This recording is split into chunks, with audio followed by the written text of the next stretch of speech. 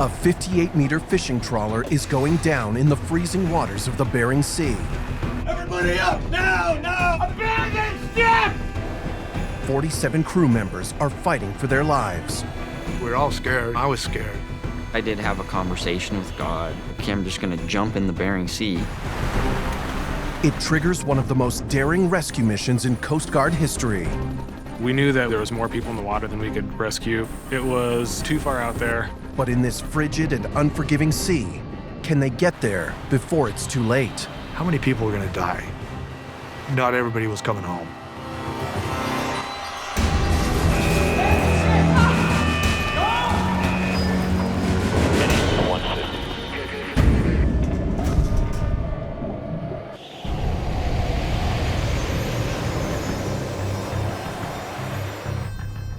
Easter weekend on the Bering Sea. The 58-meter fishing trawler Alaska Ranger is making her way through freezing wind and high waves. The ship and her crew of 47 are on an 800-kilometer voyage from Dutch Harbor, Alaska, to some of the richest fishing grounds in the world, the Petrel Bank. The long trip out gives little hint of the dangers ahead. Ship's cook Eric Haynes worked on the Alaska Ranger for 14 years. He knows just how bad it can get. Thanks, Eric. I don't know what I'd do without you. It's pretty wild and woolly sometimes, and you don't know when that weather's going to kick up and when it's going to come. But half the time, what they tell you it's going to do, it does just the opposite. Besides the weather, the work is dangerous. Bering Sea fishermen have among the highest mortality rates of any job in the country. Unless you've been up there and you try to explain what it's like to get up and work in 20 or 30-foot seas and do that for 2, 3, 4, 5 days straight. I've seen Army Rangers come up there and break. They can't handle it. Hey, how are you? I can't complain. Yet. Have a good sleep. Yeah, thanks. Ryan Shuck has been the tallyman on board for the past 8 months. He's the one who keeps count of the fish. We work 12 on, 6 off, so out of 24 hours, you're literally working 18 of them. It's cold, it's wet, it smells like fish. Sometimes it smells like rotten, crappy fish. People hear about the money or they see on TV, like they went out for, 14 or 15 days. Each person made, $36,000 or whatever. They sometimes fail to hear what they're gonna have to do to obtain that money. The journey to the fishing grounds should take 2 days. For the crew, it's their last chance to rest before the heavy work begins.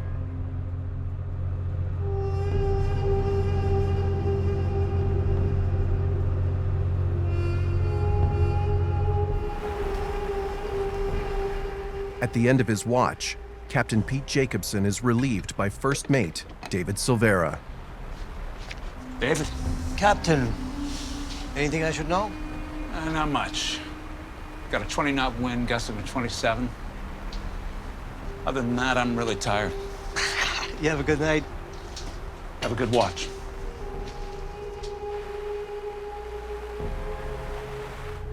As the first mate keeps watch from the bridge, engineer Rodney Lundy monitors the ship's engines below deck.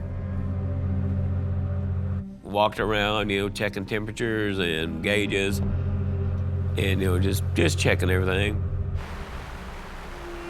Everything is quiet until It was 2 o'clock when I had the alarm go off for a high bilge in the rudder room.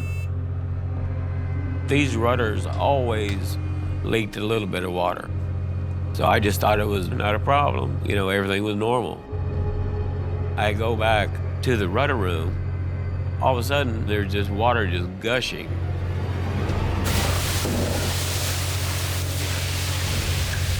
I had just enough time to close that watertight door.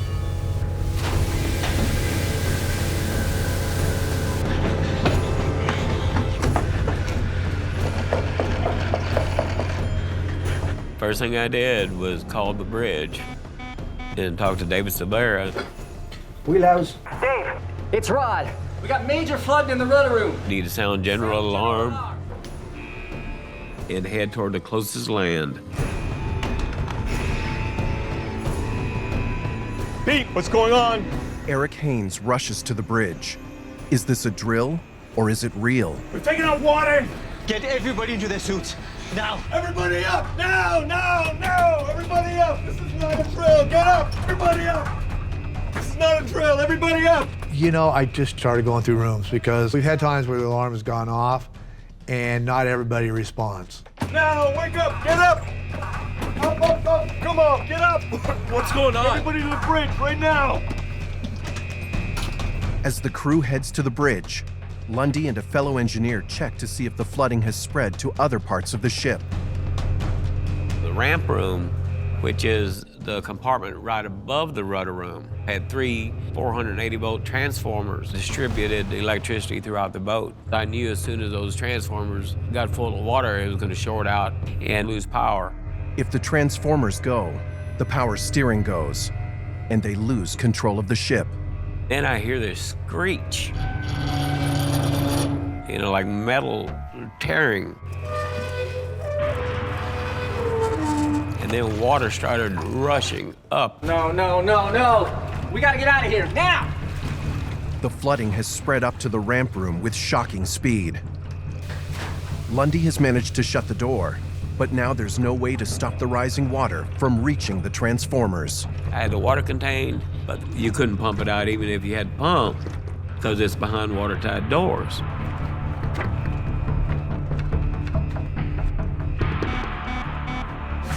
Bridge, it's Captain. Pete, it's Rod. The water's in the ramp room now. It's flooding fast. We're gonna lose power soon. Even more terrifying, Lundy knows the flooding can't be stopped. I said, I can't close that starboard vent cover. If the water reaches that level, it's gonna flood the engine room. We're gonna go starboard hard, and we're gonna sink. Send the Mayday to the Coast Guard. Ron, get on your seat. You get up here now. Mayday, Mayday, Mayday. This is Alaska Ranger. Mayday, Mayday, Mayday. This is Alaska Ranger. Kodiak Station. Go ahead, Ranger. The distress call is received by the Coast Guard station in Kodiak, Alaska, over 1,000 kilometers away. We're taking on water. We're about 130 miles west of Dutch Harbor. What position? 53 degrees. 53 minutes north. 168 degrees. 58 minutes west. Rescue divers are dispatched immediately in 2 helicopters. One from land and one from sea. But it will take them at least 2 hours to get there. If the crew members have to abandon ship, how will they survive in this bitter, unforgiving sea? Everybody was in the wheelhouse trying to put on their suit, so it was kind of chaos. Okay, I got you. We were all scared. You know, I was scared. A survival suit can increase the chances of remaining alive in the icy waters from mere minutes to over 5 hours, if it fits. Yeah, I just need a smaller suit. This one's too big. You can't wear your shoes or boots or whatever in a survival suit, or your hoodie, because the hood will make it not work right. Eric Haynes, he was kind of our voice from the captain. Okay, you're good. No worries.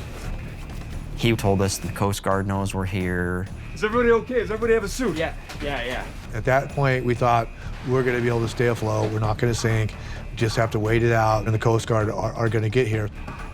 But the Alaska Ranger is out of time. The transformers shorted out.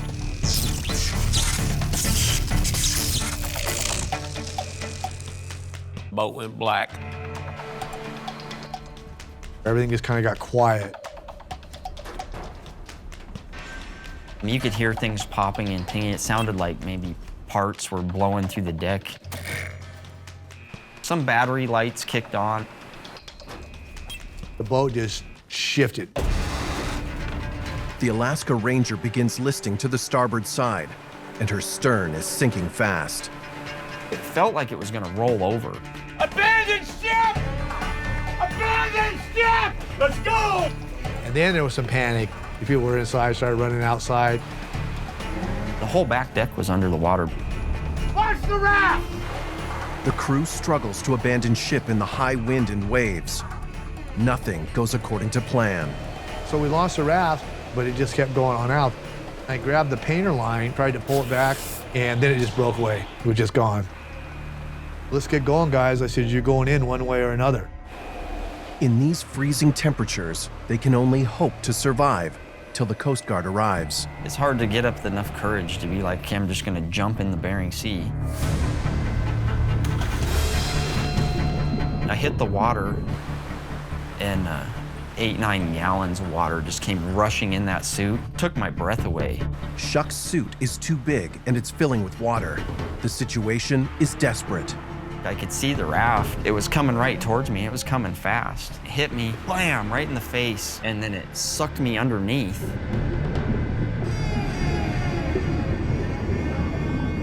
Finally spit me out. Then I seen the backside of the raft going away from me. The raft is gone. So I was kind of thinking, I'm screwed. As Shuck struggles in the water, Lundy's troubles start before he's even jumped in. I seen a bunch of lights bobbing up and down, which were guys floating out in their suits. I grabbed my lanyard on my light, pull it, my light doesn't work. I knew then that if I didn't get in a life raft, they wasn't gonna find me. And so I just took my glasses off and threw them in the Bering Sea, because I wasn't expecting to ever use them again. Alaska Ranger rears up into her final death throes. The boat was like this. I didn't jump over, I fell.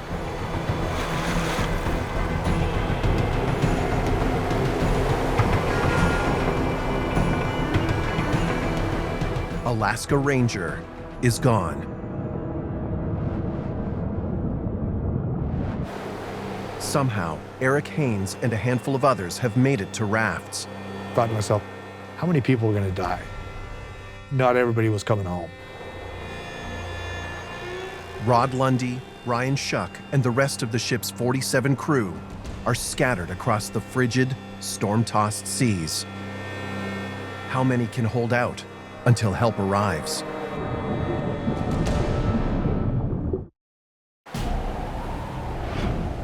Easter Sunday, 2008.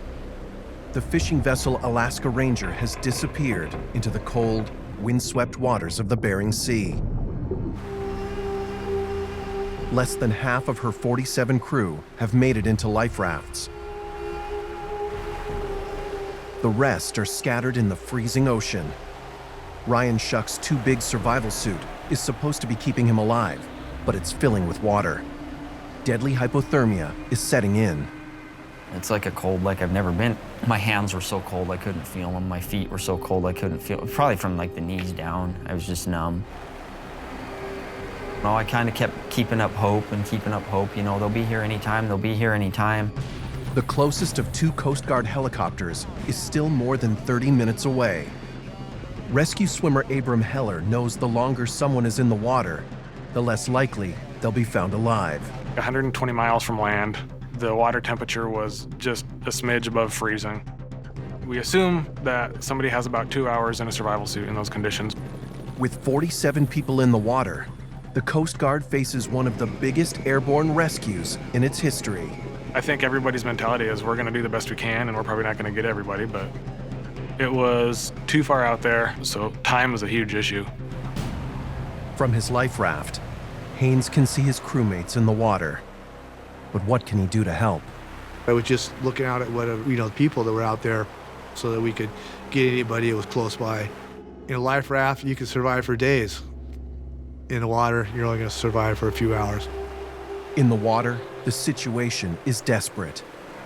Like Shuck, Lundy's badly fitting suit is filling with water. Worse, his strobe light is broken, so no one can see him. It was just complete blackness. I didn't know if I was going up or down or sideways, very disoriented. And then I seen the life raft, and it was coming straight at me, and my suit was full of water. So I couldn't pull myself up into this thing.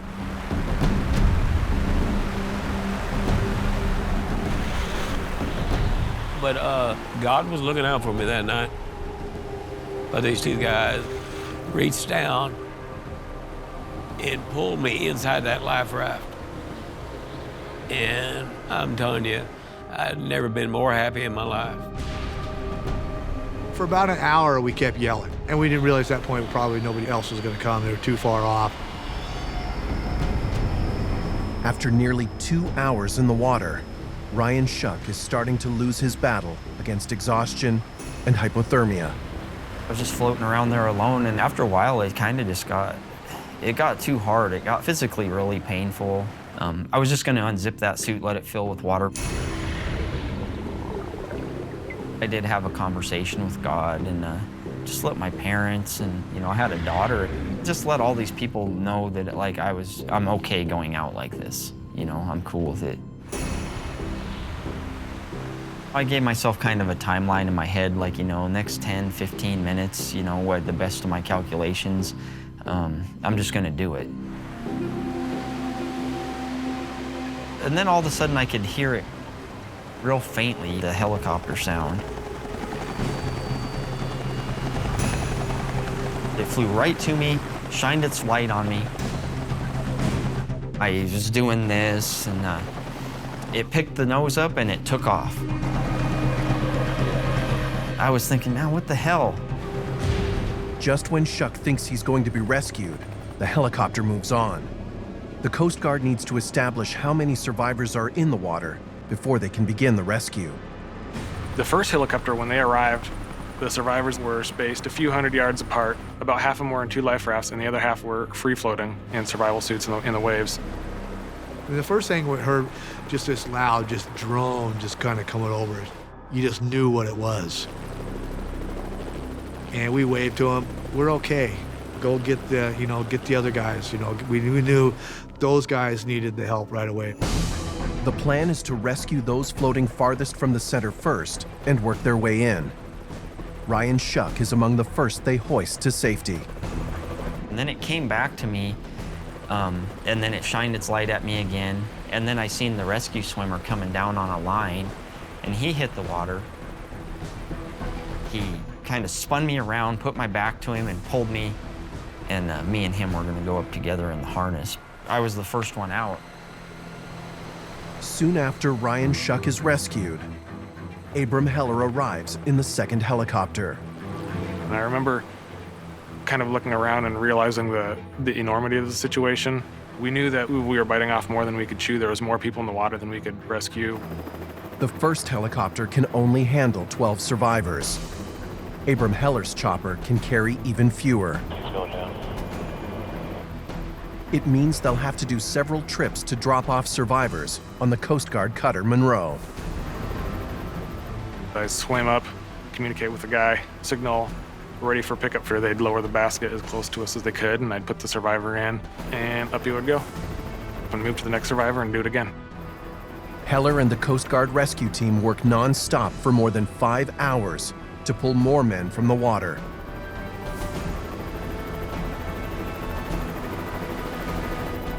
A small life raft floating the Bering Sea led Coast Guard rescuers to survivors of a sinking fishing vessel.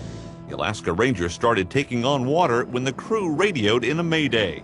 Understand you are flooding, taking on water in the stern. Understand 47 persons on board.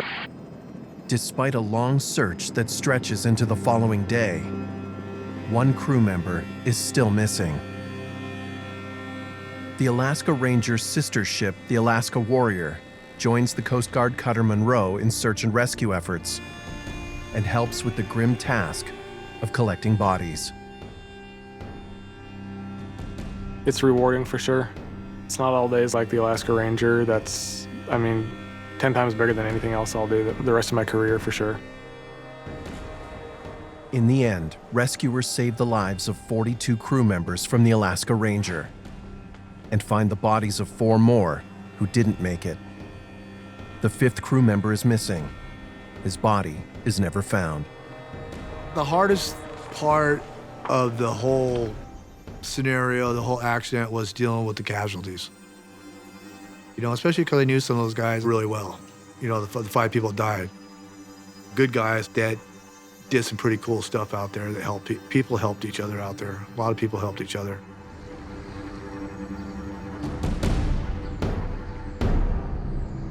The Coast Guard must now find out what happened to the Alaska Ranger and why 5 fishermen are dead. With more than 1,500 fishing vessels operating on the Bering Sea, it will be up to them to try to make one of the deadliest jobs in America safer. Captain Michael Rand is appointed to chair the highest level of investigation the Coast Guard convenes, a Marine Board of Investigation. The goal of the Marine Board, like any investigation, is to find the root cause of the casualty, but to also look at all the circumstances involved. What caused the vessel to be in a position that it would have had this casualty? Rand wants technically savvy officers with investigative experience. He chooses Benjamin Hawkins. Tragically, we lost 5, but we could have lost all 47 based on where it was. Rand also chooses John Nadeau. You're empowered as that Marine Board to go and just do everything you need to do to get to the root causes and try and figure out how to prevent that from happening again. And the ship was in water that was much too deep for us to ever go, and too remote of an area that we were never going to be able to send down a remotely operated vehicle to look at it. The challenge: investigators have to solve the sinking of the ship and the loss of 5 lives without a shred of physical evidence.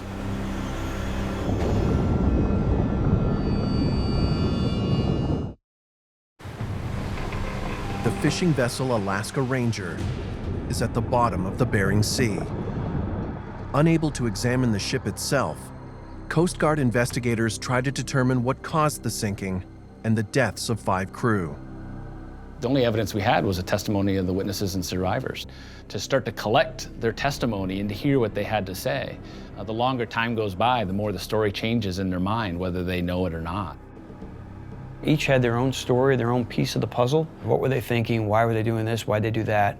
Some of the key people, unfortunately, were lost in the casualty. You know, the master, the chief mate. Mr. Lundy, thanks for coming in. No problem. Rodney Lundy's testimony could be critical. He's been with the ship more than 10 years, and he's the one who found the flooding. One of the first objectives was to determine what caused the flooding. Well, after the alarm went off, I made my way back to the rudder room. Lundy has a terrifying story to tell. He describes the mysterious flooding in the rudder room and how it spread so fast. It's like a wall of water. It's like nothing I'd seen. We had to have lost a rudder. He thought the rudder had fallen off. Lundy remembers the rudder needed repairs just hours before the disaster struck. I explained to him that the rudder was leaking, which it had been all day long. So I had to grease it with like 7 gallons of grease. And that's not normal. Hours later, the flooding looked like it was coming from the exact location of that leaky rudder post. Wheelhouse. Dave, it's Rod. I explained to him we dropped the starboard rudder. Sound the general alarm. Losing a rudder fits. It would explain the flooding in the stern of the ship, and also what happened next. Steering not responding. Moments after the flooding began, the captain lost control of the ship. Is it because the starboard rudder fell off? It had to be a rudder. Given the size of the rudders, if you did lose a rudder, that would cause some pretty significant flooding back there quickly. So that seemed like a plausible scenario. Losing rudders, it's not something you hear of every day. So it was something that we needed to look at. You start saying, well, how do you lose a rudder? To answer that question, Rand turns to Coast Guard investigator and engineer Ken Olson. Let me show you. I had worked with Ken off and on through the years. I knew that he was a very thorough and detail-oriented investigator. All right, let me show you. Now. Olson immediately doubts it was a dropped rudder that caused the disaster. The rudders are designed not to fall out. It had about a 12-foot rudder post coming up out of the rudder through the hull. This is the rudder configuration. And then on top of the rudder is a tapered area. It forms a very, very tight interference fit is what they call. The rudder is held in place by a carefully designed assembly consisting of more than a dozen different parts. Even if it was loose and leaking seawater, Olson can't believe it would fall out. It's secured pretty heavily, and the likelihood of it coming apart by itself would seem to be very unlikely. It's impossible, simply because too many things had to be compromised for the rudder to drop. So we weren't convinced that the rudder had fallen off. There was something else back there flooding. If it wasn't a lost rudder, whatever it was, allowed enough seawater in to sink the 58-meter ship. According to Lundy, he shut the watertight door. So how did the flooding spread? Flooding should be contained. Maybe lose equipment, but you shouldn't sink. So you start wondering, well, why did it keep flooding? Why did the flooding progress? We need to know a lot more about this ship. The investigators can't get to the Alaska Ranger for clues, but they can get to the next best thing. Her sister ship, the Alaska Warrior. The two are almost identical. The Alaska Warrior was also owned by the same company, and so arguably was maintained in a similar condition to what we might have found the Alaska Ranger. They examine the Alaska Warrior, and what they find is troubling. You get a sense for how they operate, how the vessel's maintained. Watertight doors, which only work if they're secured and closed, would be tied open. So if your doors are open like that, well, obviously you're not gonna be containing the flooding. Another door left open? I mean, you just looked around the door frame and you see like a 2-inch pipe through the bulkhead that had nothing flanking it off. I mean, it was an open pipe penetration that exposed the rudder room to the rest of the engineering spaces. And then we actually had holes in the bulkhead where she had just rusted through. Shoddy maintenance, holes and watertight doors tied open. They don't explain how the flooding started, but they certainly show how it might have spread to the rest of the ship. As we're looking at the Warrior, it just pretty much validated what we already suspected, that the Alaska Ranger had poor watertight integrity. Investigators now have a solid theory about how the flooding spread, but they still have no idea how it started. They interview Ryan Shuck. He worked on the Alaska Ranger as a tallyman counting the fish. Is he aware of any part of the ship that may have been damaged or leaking? The hull, maybe. I know it took some damage on our trip in that ice. Shuck describes an incident earlier that year. We might have gotten damaged then. We were fishing out in the solid ice where it was frozen like a lake. Fishing in icy waters is common practice on the Bering Sea. It's dangerous, and captains need to exercise caution.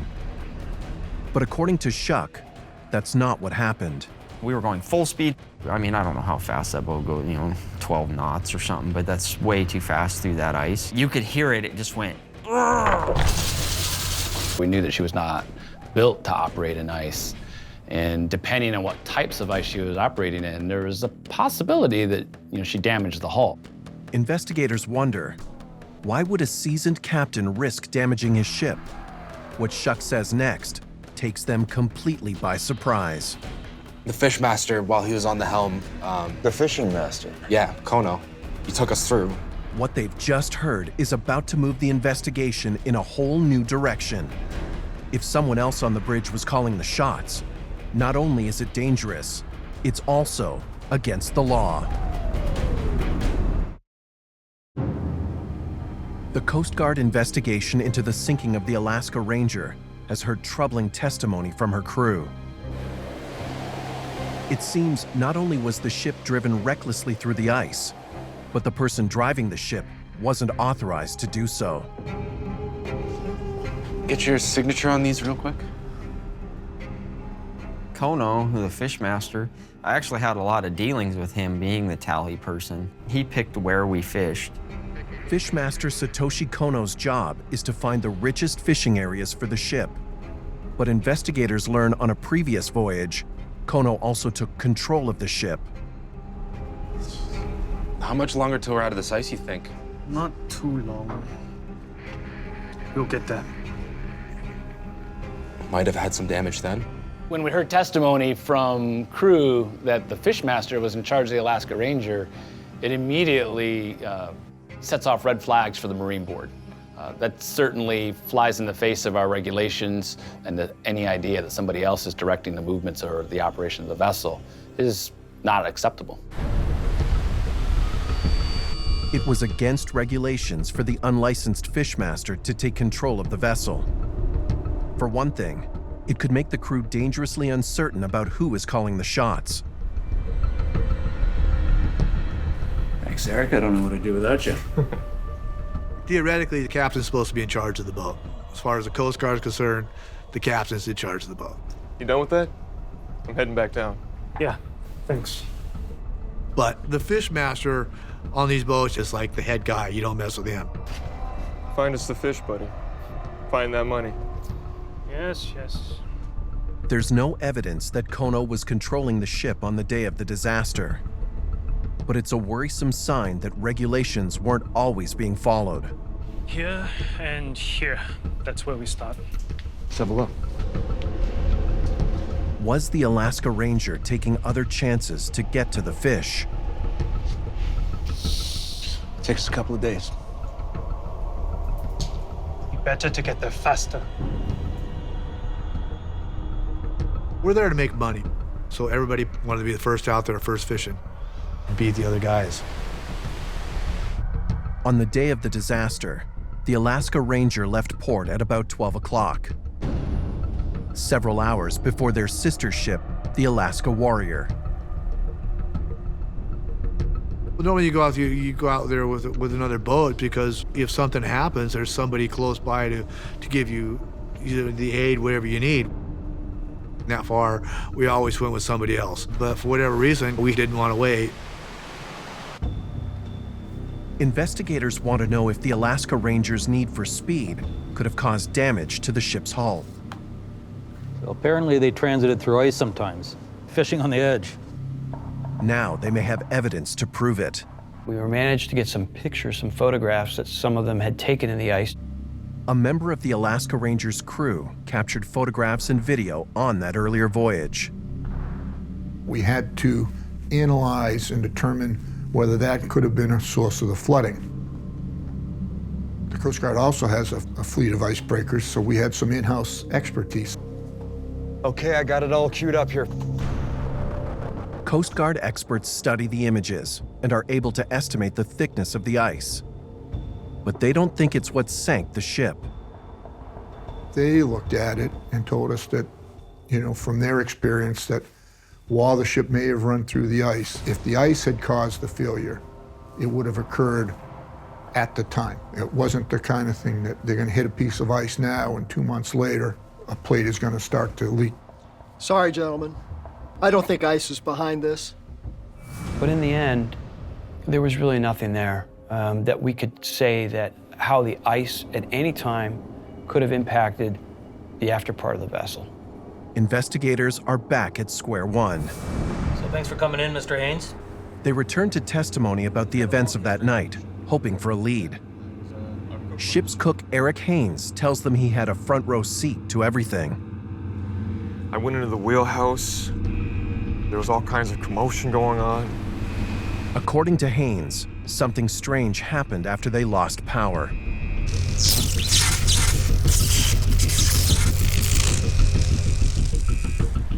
The ship started moving in an unusual way. All of us just lunged forward like this.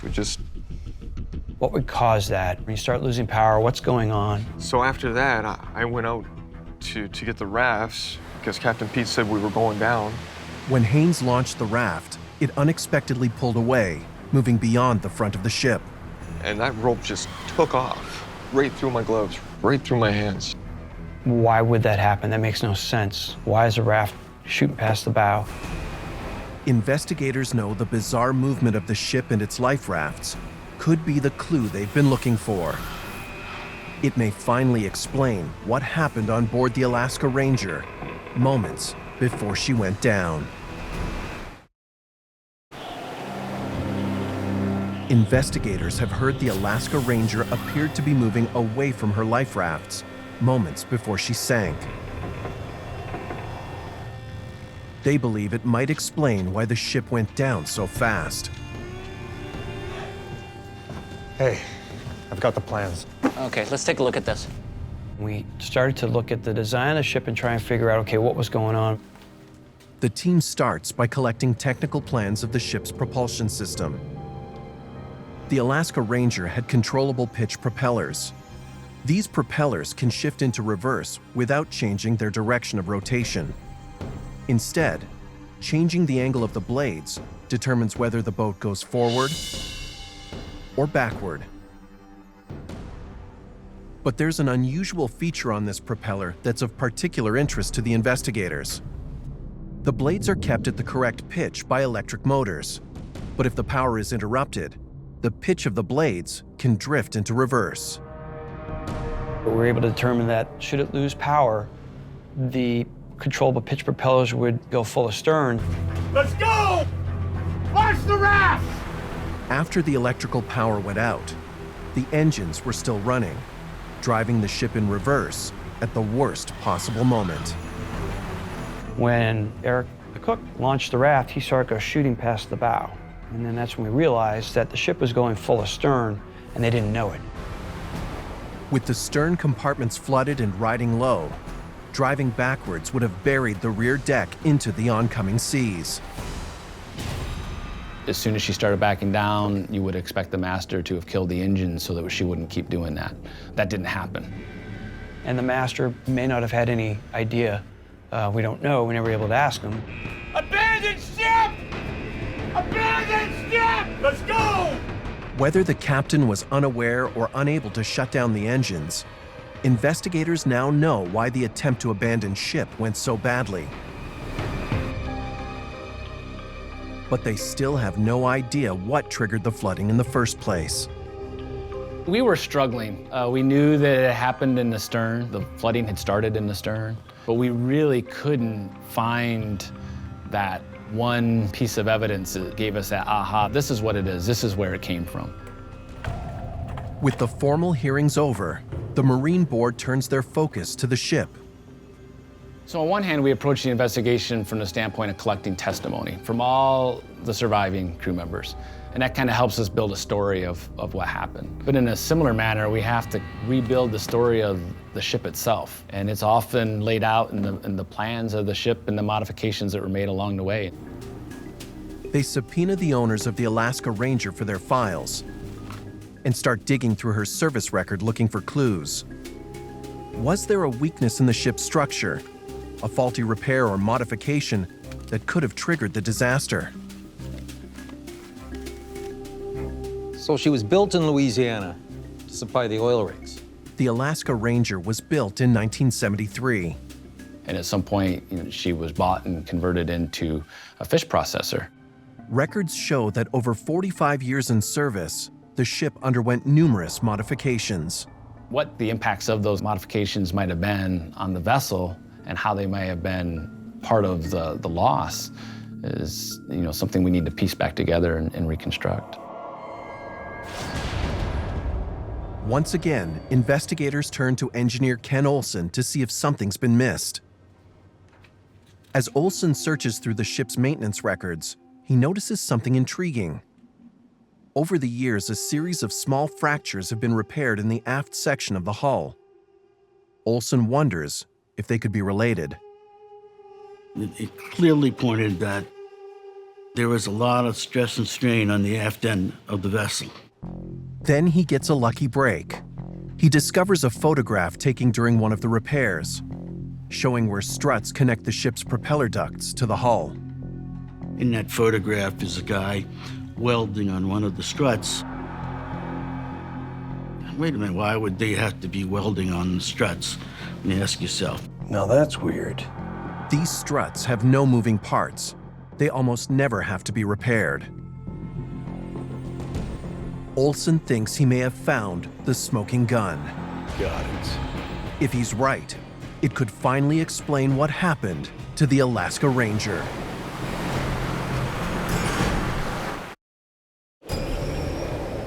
More than a year after the sinking of the Alaska Ranger, Coast Guard investigators are closing in on the possible cause.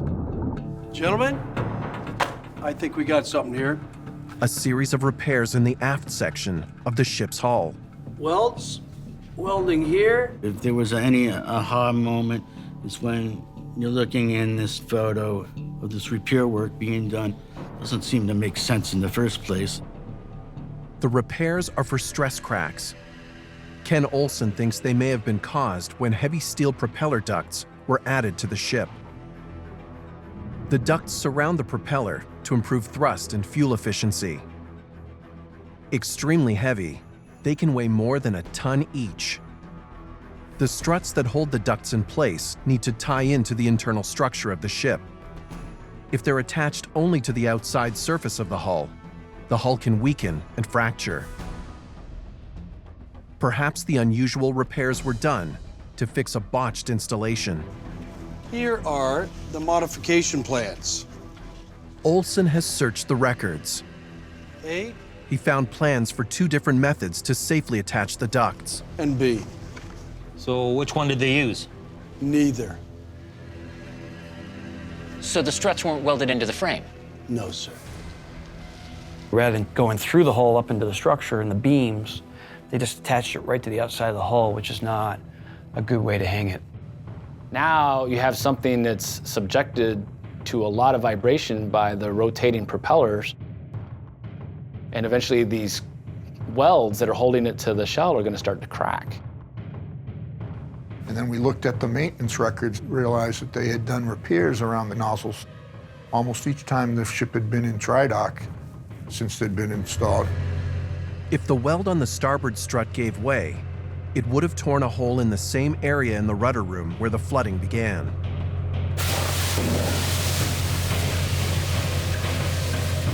The struts being directly underneath the rudder room certainly would have fit the scenario of Rodney Lundy saying, it's flooding. The location of the strut weld is so close to the rudder post that even a seasoned crewman like Rod Lundy could have mistaken the source of flooding. Wheelhouse. Dave, it's Rod. We got major flooding in the rudder room. Sound the general alarm. I still kind of remember that day when we're like, it's this. This has got to be it. 2 years after the sinking of the Alaska Ranger, the Coast Guard concludes the tragedy likely started when a strut attaching the starboard propeller duct broke, tearing a hole in the ship's hull. It triggered a massive flood in the ship's rudder room. Now, wake up! Get up! Up! Come on, get up! What's going on? Everybody to the bridge right now! Lack of watertight integrity due to poor maintenance allowed the flooding to spread. No.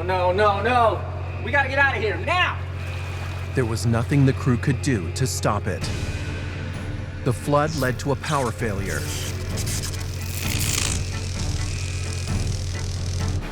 Which caused the controllable pitch propellers to shift into reverse.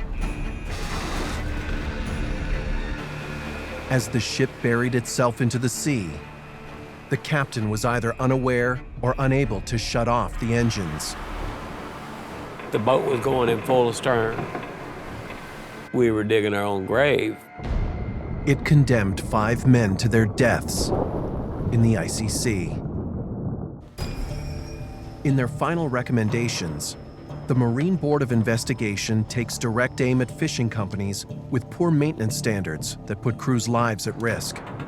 One of our primary conclusions was the Coast Guard had to go back and seek more legislative authority to be able to require fishing vessels to be inspected by the Coast Guard to determine that they are being maintained properly, that they're going to be safe for the people that are sailing on them. The Alaska Ranger got a lot of significant attention and has, I think, really helped improve the safety of some of these vessels, these older fishing vessels that are still out there. We know that some of those fishermen going to sea are safer now than they were before. But that said, we're tireless about pursuing safety, and we're not going to stop until we know that people are safe at sea.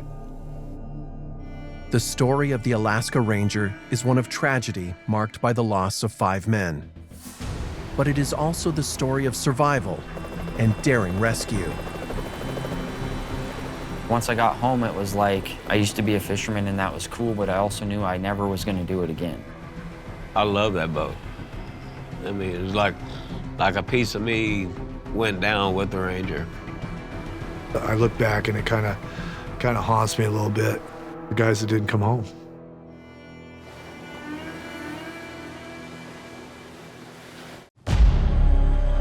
Hours after making a big catch,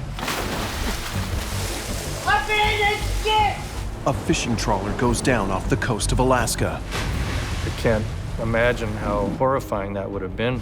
15 men are lost with no mayday call. The worst day of my life. The wreckage sparks controversy.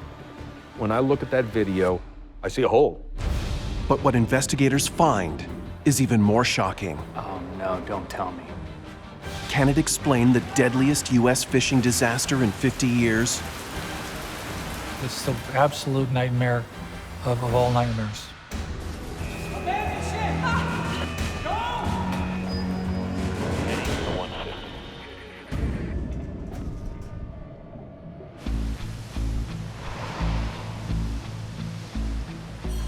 More than 600 kilometers off the coast of Alaska, a 28-meter fishing trawler, the Arctic Rose, is working in the stormy waters of the Bering Sea. How's the weather looking? She's a little rough, but nothing we can't handle. 34-year-old Captain Dave Rundle is in charge of the vessel and her crew of 14. Captain David Rundle was known as a good fisherman. He had a lot of experience. He has worked on all aspects of fishing. As captains go, he seemed to be one of the better captains. Arctic Rose is one of thousands of vessels lured here every year by the lucrative fishery. The seas are rough, the weather is fierce, but the payoff can be huge. The Alaskan fisheries, it's very much like the legends of the gold rush. There were times when people would come back and buy houses with what they made on a single voyage. But this year, the crew's having a bad season. They're not catching enough fish or making enough money. Now they hope their luck's about to change. They've traveled more than 3,600 kilometers from their home port of Seattle to a fertile fishing ground off the coast of Alaska. The Zemchuk Canyon and flats where they were fishing is almost the geometric center of the Bering Sea, one of the more remote locations, even by Alaskan standards. Their second day here, they've already struck Bering Sea gold, a 10-ton catch of valuable flatfish. If you got 10 ton, that was a big bag for that small of a boat. And you're happy if it was all the stuff you wanted. Well, at least we're on the fish. Yeah, better late than never. We may actually get paid here. They're hoping for more of the same tomorrow. Mike Hastings was the previous captain of the Arctic Rose. He knows just how quickly a fisherman's luck can change. Fishing in general is a gamble. You gamble your entire life, your livelihood, your house, everything on what you're gonna catch during any given season. So what do you think of her tomorrow? I think we stay put. Here, take a look at this. Captain Rundle's plan is to hold their position overnight so they can drop their nets in the same place tomorrow morning. We just keep jogging in the same spot. Yeah. You know, I mean, if it ain't broke, right? Don't fix it. You got it.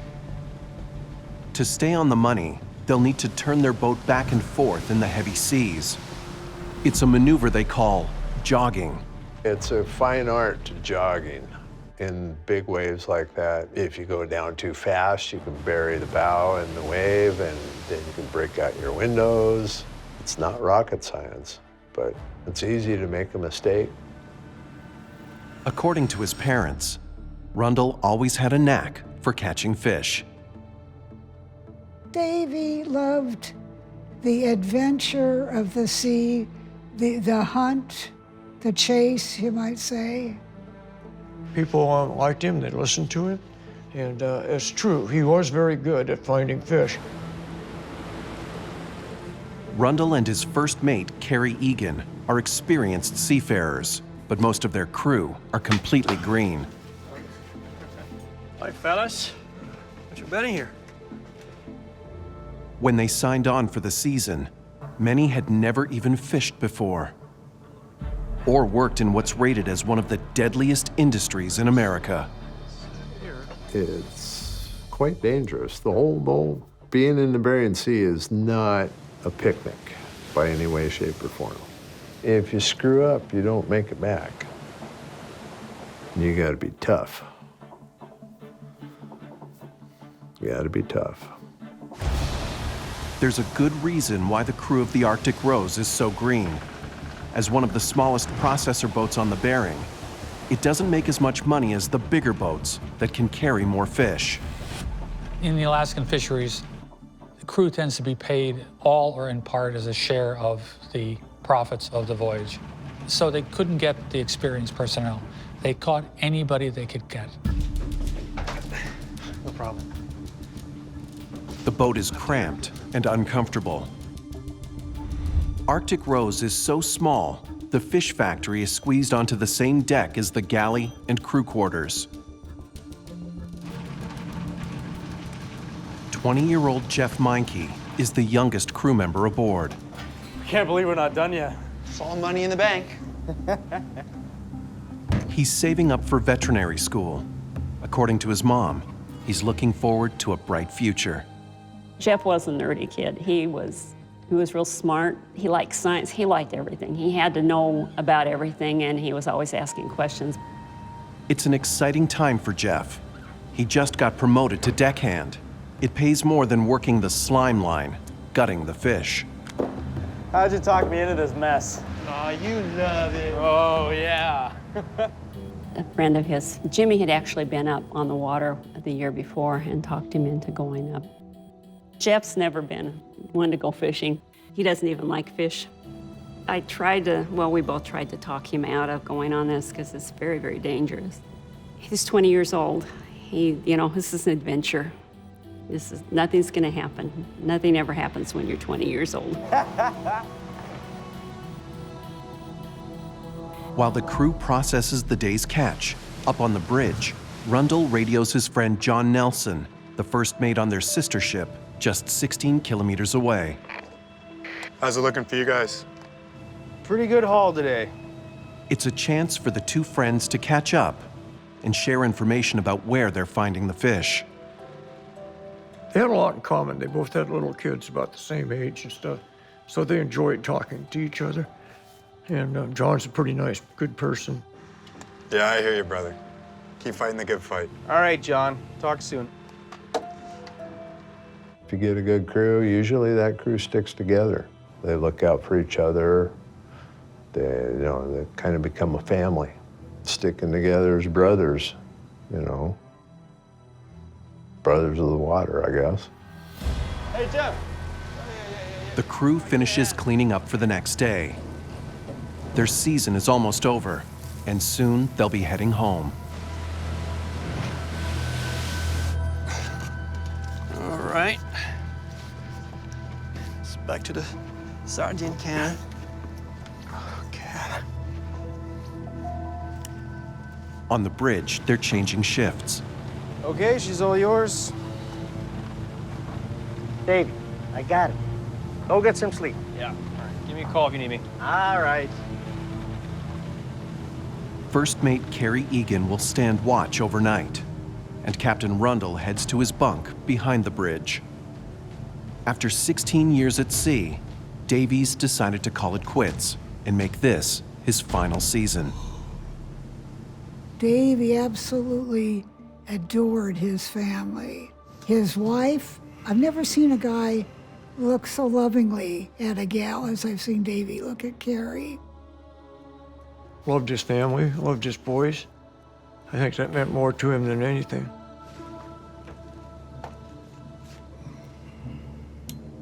It's gonna be a rough night. Sometime after midnight, the weather starts to turn. The winds get stronger, and the waves begin to build. Mike Hastings was out on another ship, not far away. The night was nasty. We had good 15 to 20, maybe 24 footers. It was blowing 45 to 50 miles an hour. I imagine it was quite nasty where they were. Then, around 3:30 in the morning, something isn't right. But all of a sudden, it takes a large lurch. What the? And they're thrown out of their bunks. What's happening? Who's running the ship? The crew knows they're in deadly danger. Get up! Get on your feet! Davey!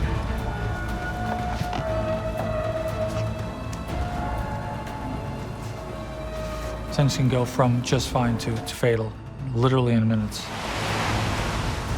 Icy seawater is surging into the boat.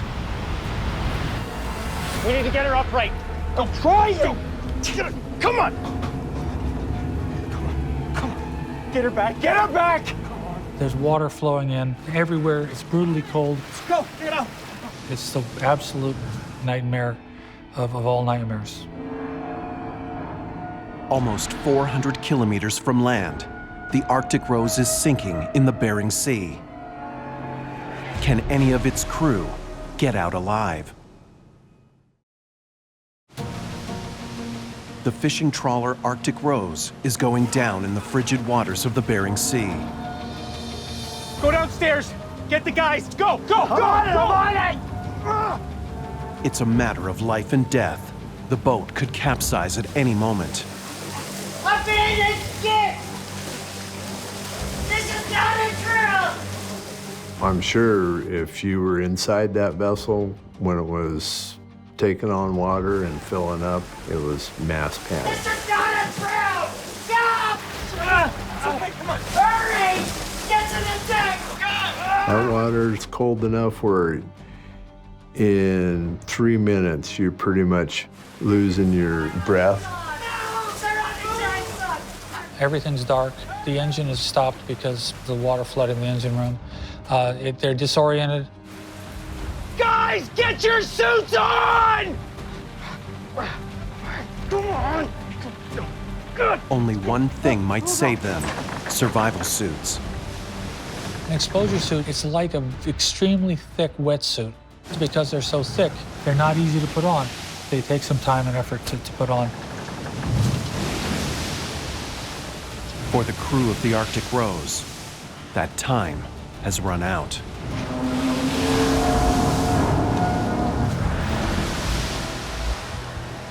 I had this dream the night the boat went down, and I woke up in a sweat. I actually saw the boat like it was going down.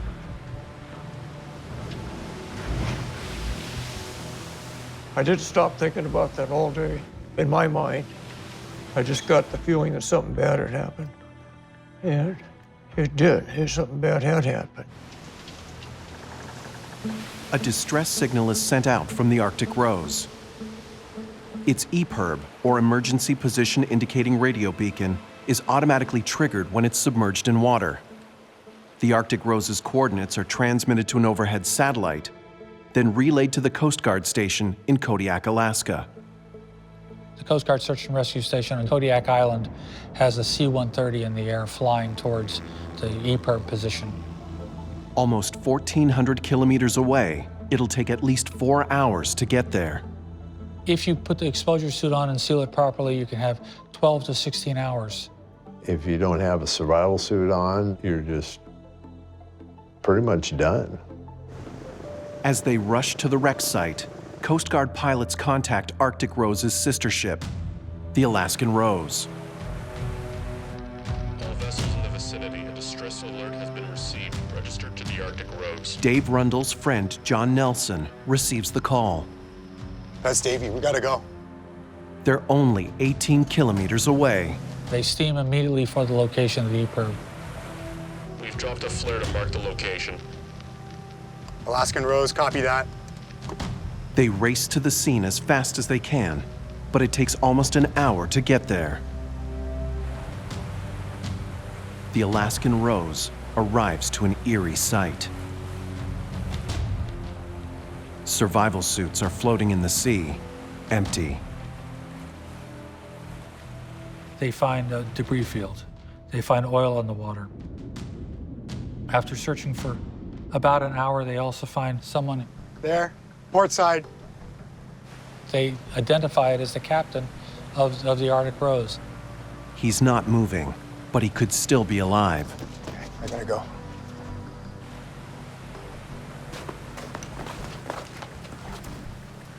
John Nelson puts on an immersion suit and jumps in the water with a tether.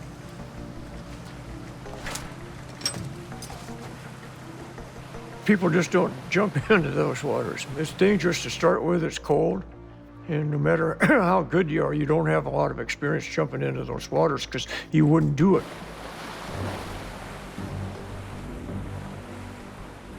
His tether's not long enough.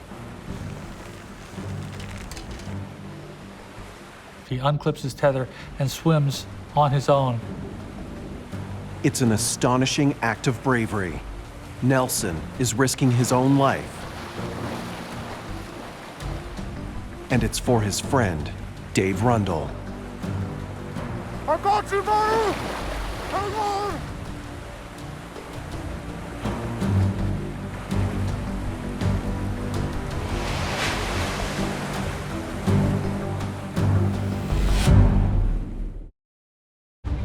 5 hours after the Coast Guard receives a distress signal from the Arctic Rose, the crew of her sister ship are desperately trying to save its captain, David Rundle.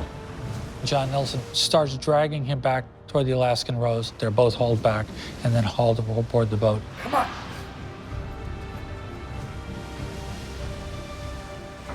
Stay with me, Davey!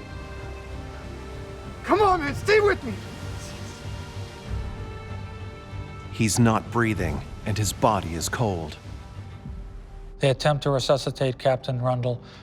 They fail.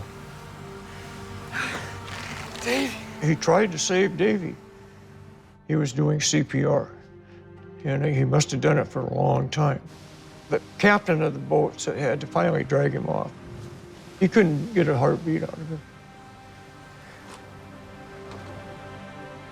34-year-old Captain Dave Rundle is dead.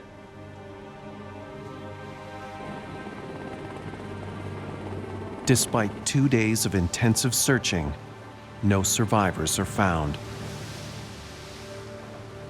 The floating immersion suits suggest someone took them out during the emergency, but there was no time to put them on.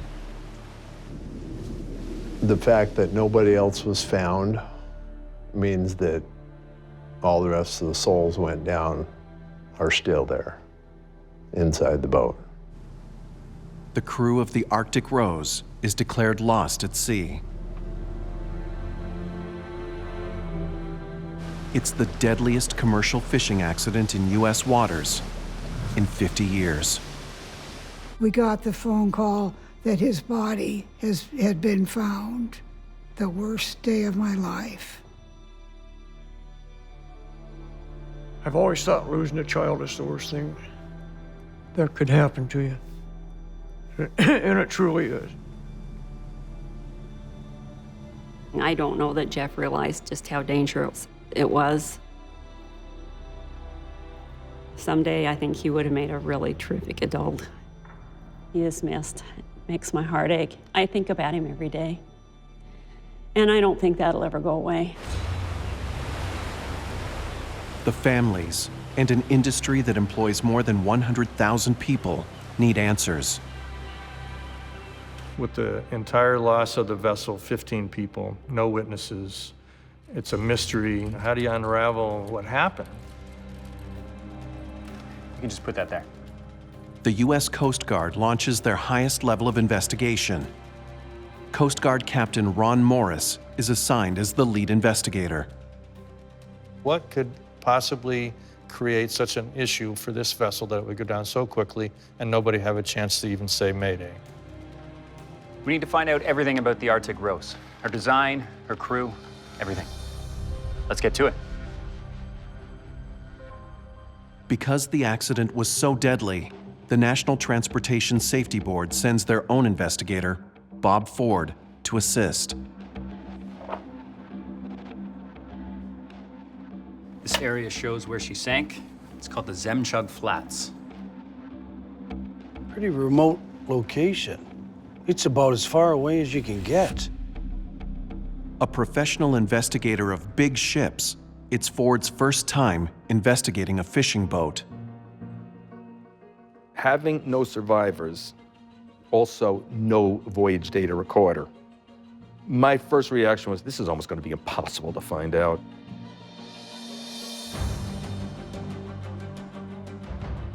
It was supposed to be done in 6 months. Took us 2.5 years. The team doesn't have much to go on, so they learn what they can from the ship's last radio call. We relied a lot on information from the sister vessel, the Alaskan Rose, which was fishing in the same general area. They had some radio calls. They talked about how fishing had gone that day. How's it looking for you guys? Pretty good haul today. The captain planned to stay in the same spot overnight, so investigators examine the weather data for that exact area. This should tell us what they were up against. Maybe something unusual happened there. When the Arctic Rose goes down, they had a weather front, 45-knot winds. It's going to kick up the seas, and it was a violent impact at the exact same time the Arctic Rose sank. But in Alaska, fishing boats face conditions like this all the time. It doesn't explain the sinking. How's the weather looking? She's a little rough, but nothing we can't handle. But if the rough seas alone aren't enough to explain the sinking, maybe it was the cold. Icing is when your air temperature outside is cold enough where all the water that comes on the boat starts sticking to the boat. It's very common in the Bering Sea. You got to go out and beat it off. When ice builds up on the upper decks, it can make a vessel top-heavy and dangerously vulnerable to capsize. But according to other boats in the vicinity, there was no ice. There's got to be something else. Investigators need to know more about the boat and its crew. First, you want to find out what the boat was like. Who was on board? What was their experience? And then try to find people that knew them. They contact government fisheries observer Jennifer Doyas. She knew everyone on board, and she got off the boat just days before it went down. I was only home for a day or two when I got a call from the Coast Guard. It was shocking. I cried. It was a hard thing to process. The picture of the boat sinking, being trapped underwater, not being able to escape. It's hard not to imagine that and for it to kind of torment you. So you boarded the boat on March 1st? That's right. And how long were you there for? 3 weeks. Doyas has been aboard many different fishing vessels, and she's able to provide detailed observations about the operation of the Arctic Rose. For being a factory boat, it was extremely small, the smallest I had ever seen. It's uncomfortable, it's cramped. That particular boat had a lot of guys on board for the size of the vessel. But that crew was surprisingly easygoing. They got along well. And what about Dave Rundle? Investigators turn their focus on the captain. Did he do enough to prepare the crew for an emergency? The captain always gets the blame pinned on him when there's a disaster, and it ends up on his shoulders, whether he lives or not. It's the captain's responsibility to train his crew how to put on their survival suits. So why were the crew suits floating empty on the sea? So it's, kind of captain do we got here? Investigators wonder if poor training could explain why the crew of Arctic Rose never made it into their survival suits. They need to know if the captain fulfilled his duty to teach them. And what about Dave Rundle? He seemed like a very responsible and capable captain. The last person aboard, Jennifer Doyas, has no doubt that he did. Davey, the captain, he was very safety conscious. He held a safety drill when I was on the boat, and he took it very seriously. All right, boys, we're all here. This is not gonna be new for some of you. You guys have been here before, but there's a couple fresh fish on this boat. I wanna make sure that we're all in line, okay? He yelled at the guys, made them hurry, made sure they all understood that there was only one life raft, where it was, where all the survival suits were. He genuinely wanted the crew to be prepared. What I'm gonna go over here will save your lives. To pass his safety drill, each crew member had to put on their survival suit in 60 seconds or less. Not only did Captain Rundle properly train his crew, Doyas believes he's also the one who tried to save them. Davey had the advantage of being on the upper deck, so, you know, the captain and first mate are up in the wheelhouse, and their quarters are right behind the wheelhouse, so they're up on the top deck. The survival suits are stored on deck, directly outside the captain's cabin, which means he's most likely the one who pulled them out of their bags. I could totally picture Davey grabbing all the survival suits, throwing them out of the bags, yelling for everyone to get up there, trying to get everybody to try to get into their survival suits, because that's what he would do. But if the crew knew how to get into their suits, why did they run out of time? They found Captain Rundle in his survival suit. It was not completely zipped up. And nobody was able to get into a survival suit or life rafts. I mean, so whatever happened, happened quickly. The hallway was really narrow. They were in really tight quarters. It would be hard for them to all get out quickly. What could sink the Arctic Rose so fast the crew had no time to escape?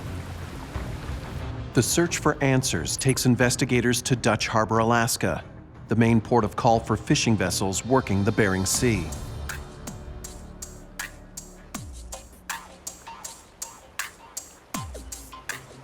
So how long were you working on the Arctic Rose? They track down former crew members, hoping they'll remember any problems aboard the Arctic Rose. We needed to get to Dutch Harbor and just find people, fishermen off the street, go to repair facilities. It just hit everything we could. It's called gumshoe investigative work, I guess would be the best way. Just keep trying to find people. Dutch Harbor is the Arctic equivalent of the Wild Wild West. Dutch Harbor was very wild and woolly, I would say. Everybody would go drinking, and there was a lot of fighting, there was a lot of animosity. This boat didn't like that boat. The crabbers didn't like the trawlers didn't like the crabbers. And out here, not everyone likes authority. Hello? Hello? Hey, Just like to ask you a few questions. about what? The Arctic Rose? Yeah, I was on her. It really varied in dealing with the fishermen. There were some that were really that whole pioneer mentality, leave us alone. And then I'd have others come up to me and say, hey, listen, you guys got to do something. I'm tired of losing friends. We've all had crewmen that have gone on to other boats and died. Several former crew members paint a picture of an inexperienced crew working in uncomfortably cramped conditions. The Arctic Rose, everyone we talked to, no one had anything good to say about it. One person, there was a former fisherman from the Arctic Rose that was a little reluctant to talk. He said what a hunk of junk it was. Bottom line, it was almost a form of punishment to go on the Arctic Rose. Then he mentions something that catches the investigators' attention. Any defects at all? Anything you noticed about the boat? She get rolling pretty good on heavy seas. Right. Former crew members say the Arctic Rose used to roll uncomfortably in heavy weather. Every boat feels different, but that boat, when it rolled from side to side in bad weather, would hang a little bit. It just felt like it hung a little bit too long, like it was indecisive it wasn't quick to correct itself and come back.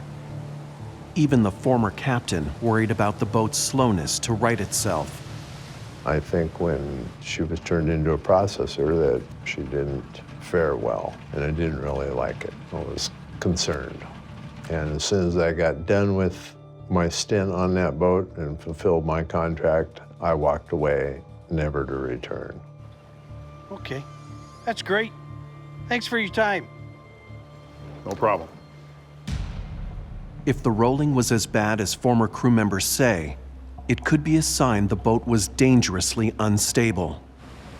The picture that we're kind of starting to see is that we've got a small vessel with some problems, didn't make a lot of money. One of the biggest things that we were concerned about was stability.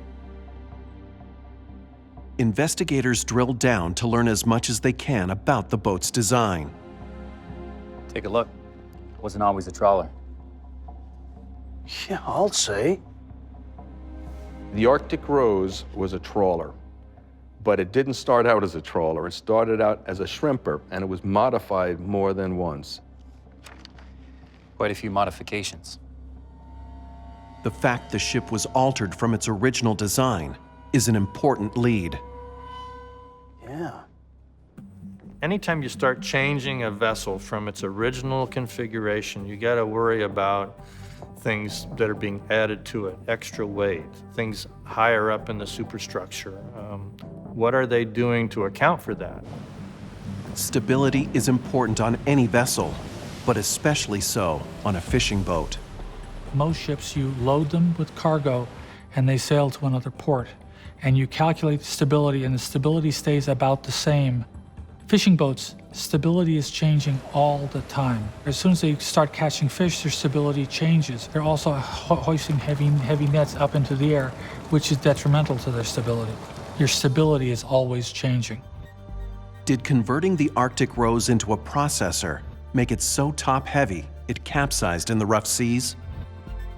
To find out, investigators meet the naval architect responsible for most of the changes. Okay, so we're just trying to better understand the modifications to the ship. Yes, I remember it very well. He provided us a lot of information. All the conversion information, fuel tanks, ballast tanks. He was very valuable, what he provided. Changes to Arctic Rose include adding the entire processing factory, a concrete floor to level the deck, and a massive steel gantry to haul the net. I had to add quite a bit of weight to the vessel. It's not just the steel, but also the processing equipment, the freezers, the refrigeration system. Added weights up high mean that the vessel would become less stable. Investigators learned that although the modifications did make the boat heavier, as long as the watertight hatches were closed, the Arctic Rose was considered seaworthy and safe. It was all by the book.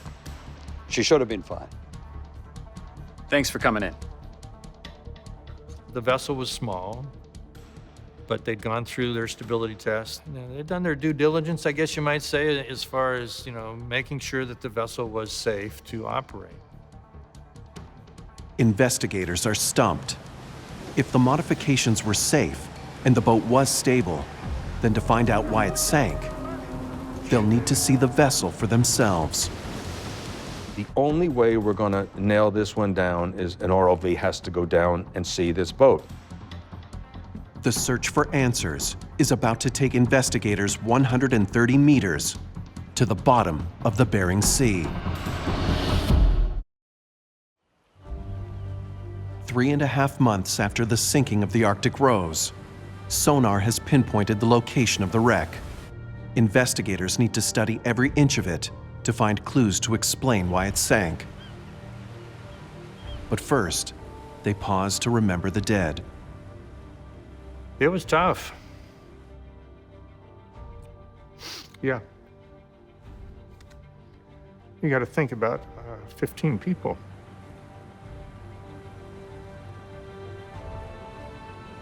And we said our words, and it was kind of surreal at that point. But anyway, that was tough.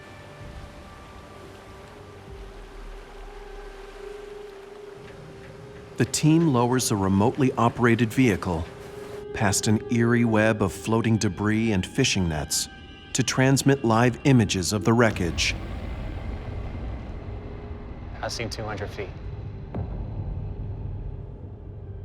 It was spooky because when it gets up there and you see this hull, is it the right boat? Is it the right boat? See that? Can you get me closer? Pretty soon, we're taking these pictures and you see a cruise by, it says Arctic Rose. Oh my God, you found it. Let's start at the hull. It was good to see the hull and the superstructure, and we started working our way up on this vessel.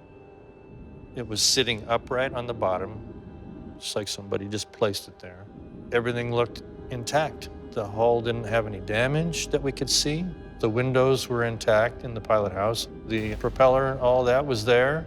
So these are eliminating things. They're helping us see what the condition of the vessel is. What we saw, everything looked good. See that? Then, something on the hull catches their eye. We saw this dark spot on the hull. We didn't know if it was a hole or not. If it's a hole, it might explain what set off the disaster. When Bob Ford sees the footage, he's convinced. I see a hole. There's no doubt when I look at that video, that one light spot, and I finally looked and said, that is basically something internal to that space. That's what we're seeing a reflection back of. That's not a shadow. That's not paint. That's a hole. Not only does Ford think it's a hole, he also thinks he knows what caused it. The trawl doors were missing. Trawl doors are steel fins designed to hold the fishing nets open during fishing. Each one can weigh more than 200 kilograms. So they would trawl during the day, but at night they would keep them winched into the side of the boat. The starboard trawl door could have been fastened just meters away from what Bob thinks is a hole. Is it possible it broke free and slammed into the hull during the storm?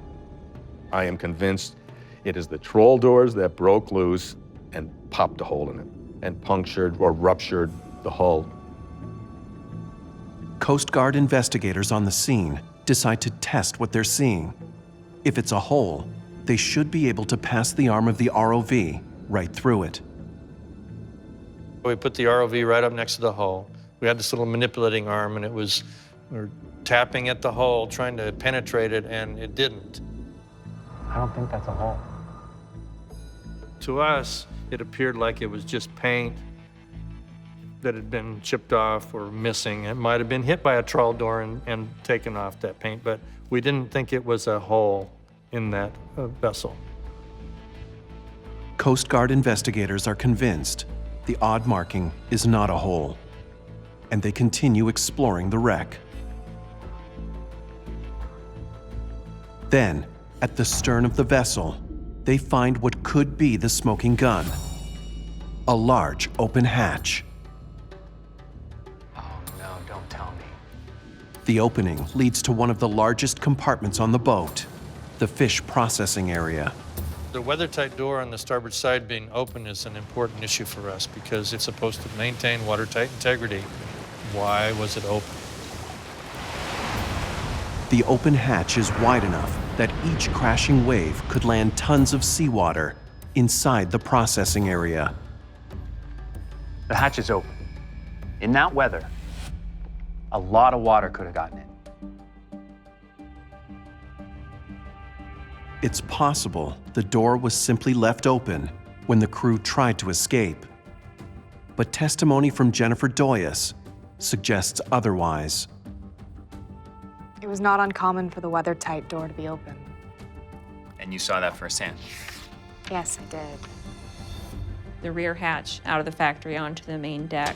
They were just in and out of that hatch all the time. They tended to leave it open. During the investigation, there was a lot of talk about that, and because that was the most critical point where water would enter the boat. If your door's tied open, you could definitely get water in that door. The hatch was found open. The boat was heavy, and it was in a storm. It's a bad combination, but is it enough? If the processing area was the only area flooded, it shouldn't have caused the Arctic Rose to sink. Captain Rundle's friend, John Nelson, has already provided another clue. So you spoke to him that night? Yeah, I spoke to Davey.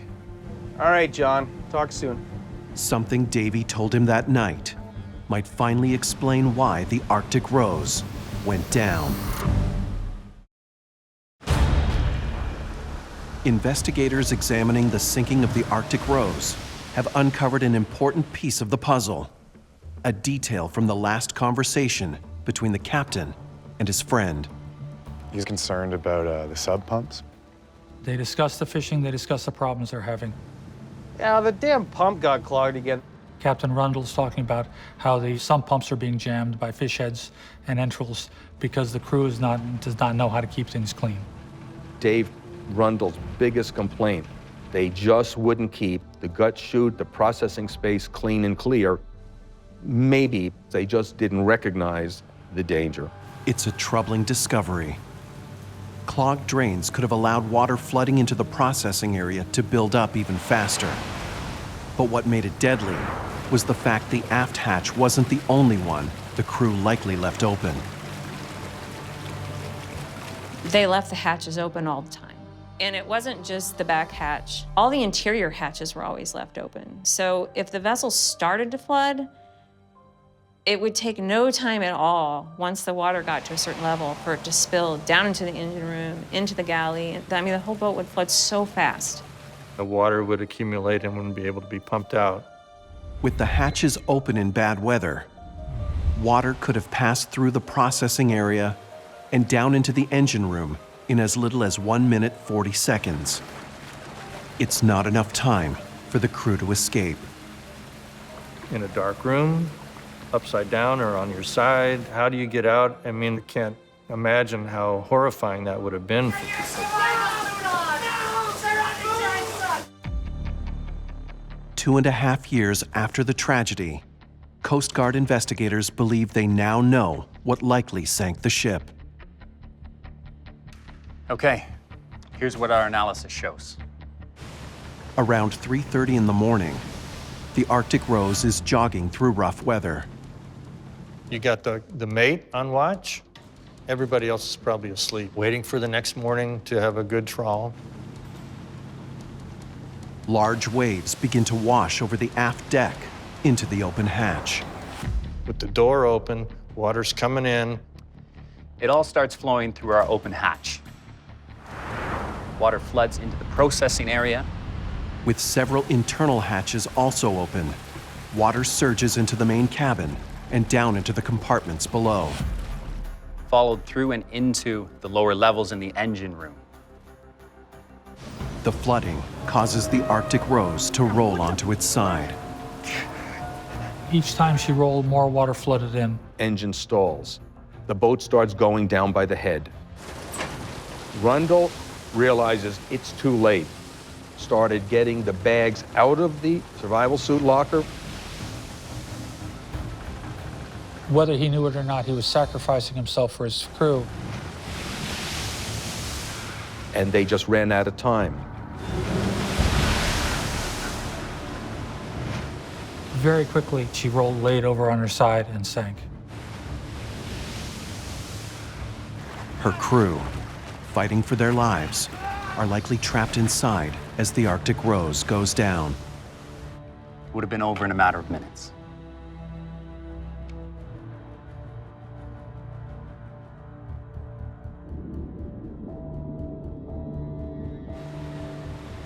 In the wake of the accident, the Coast Guard launches a full review of the safety standards for smaller processor boats operating on the Bering Sea.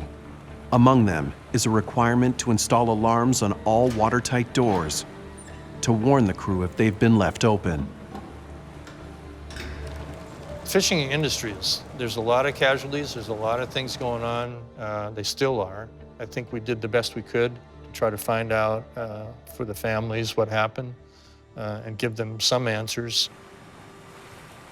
8 years after the sinking, fishermen on the Alaskan coast find human bones in their catch.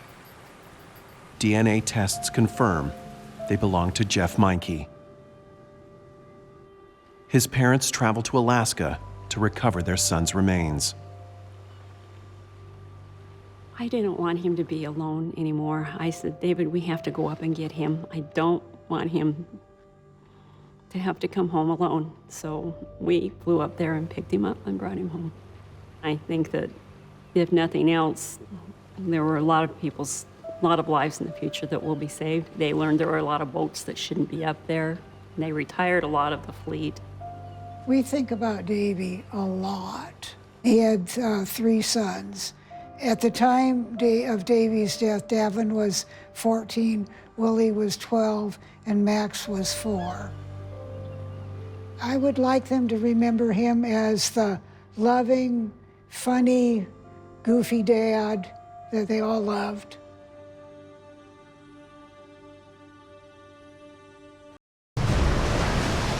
On Alaska's Bering Sea, an experienced crew suddenly vanishes, It was like that. leaving investigators baffled. All of a sudden, it just disappears. What happened to those guys? We had no eyewitnesses, and we had no vessel. They uncover a string of clues It's kind of like following a trail of breadcrumbs.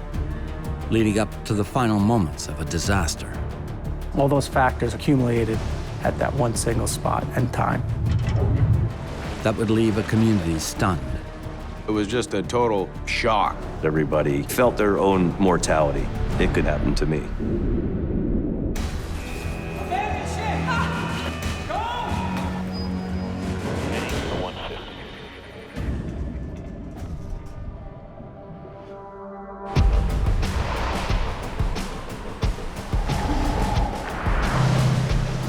Off the coast of Alaska, the 33-meter fishing boat Destination is heading northwest across the frigid Bering Sea.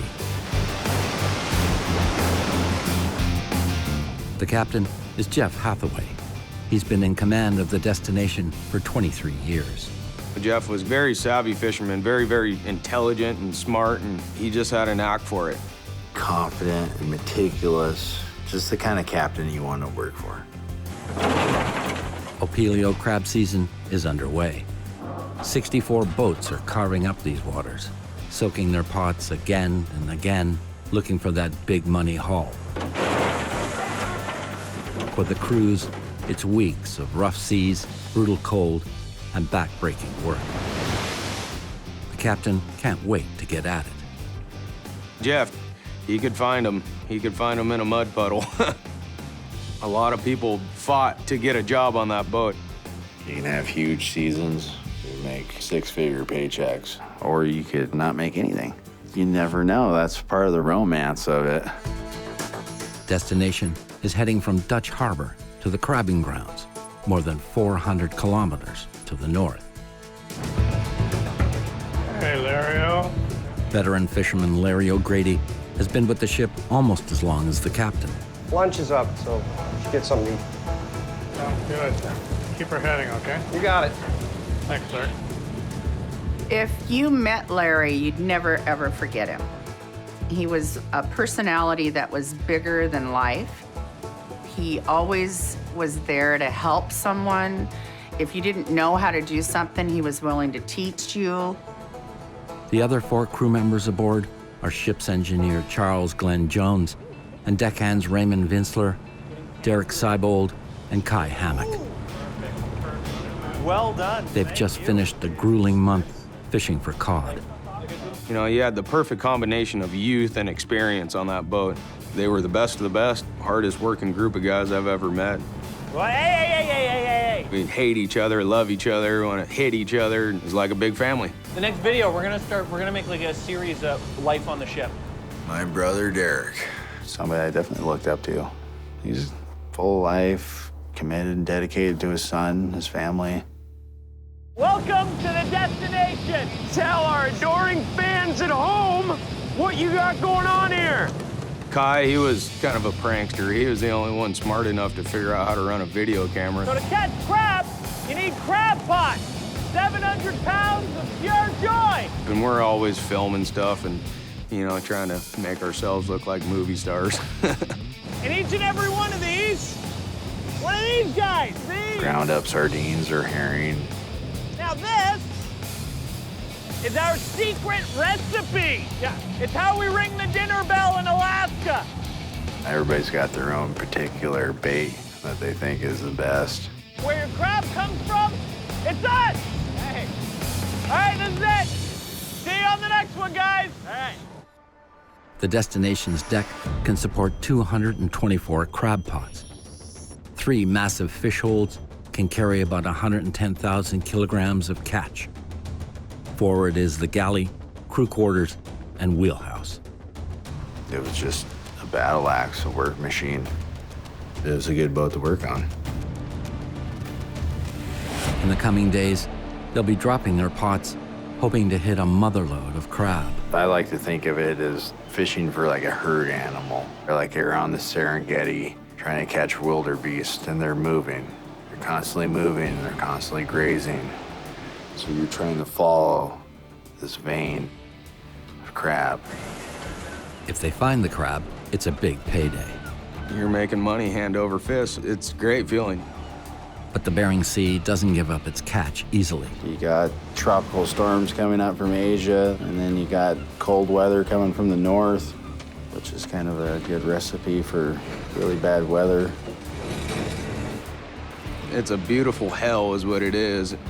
It's not uncommon to fish in 50-mile-an-hour winds, 20, 30-foot waves, and if you're an adrenaline junkie, it's a perfect job for you. As destination travels farther north, the Bering Sea begins to show its teeth. Picked up out there. You want to take the boys out, check the stacks. I want everything nice and tight. Yeah, okay, will do.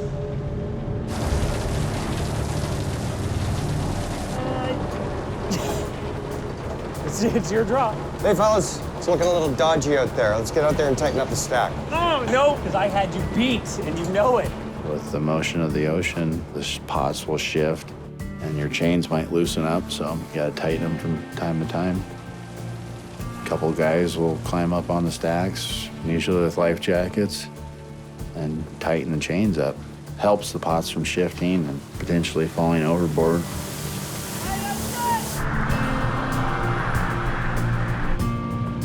Soon, they'll be launching those pots over the side, and the heavy work will begin. Usually at night or in the morning when they would run to the fishing grounds, Jeff always let the crew sleep so that they were ready to work. Destination hugs the coast of St. George Island, leaving it behind just before 6 a.m. off the northwest tip called Dalnoy Point. Once you pass Dalnoy Point, you're back in the open water. There's not a whole lot of protection there. The weather can be a little bit more extreme. It can change really quick. They've weathered this rough patch many times before, but not this time.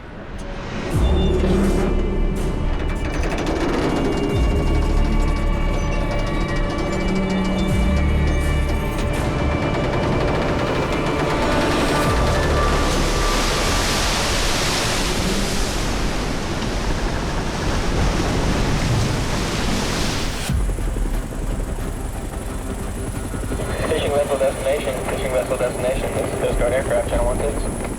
At 6:15 a.m., the Coast Guard receives a signal from destination's emergency beacon. It's triggered when submerged in water. Usually, more times than not, it means, okay, the boat's sunk. Fishing vessel destination. This is United States Coast Guard. Whether they're floating in the water, or in the life raft, or in their survival suits, nobody knows. The Coast Guard rescue team is more than 2 hours away. Destination, this is Silver Spray. Nearby vessels are asked to help in the search. Around 6:30, they called us up on the Silver Spray and asked us to call out to the destination on our VHF radio. Captain Bill Prout, aboard the crab boat Silver Spray, responds immediately. Destination, this is Silver Spray. Please come in. We tried hailing on the radio a few more times. Destination, this is Silver Spray. No response. There's something not right here. Destination, this is Silver Spray. Come in. Captain Prout knows if Destination's crew is in trouble in these frigid waters, every passing minute could mean the difference between life and death. Destination, this is Silver Spray. Do you copy?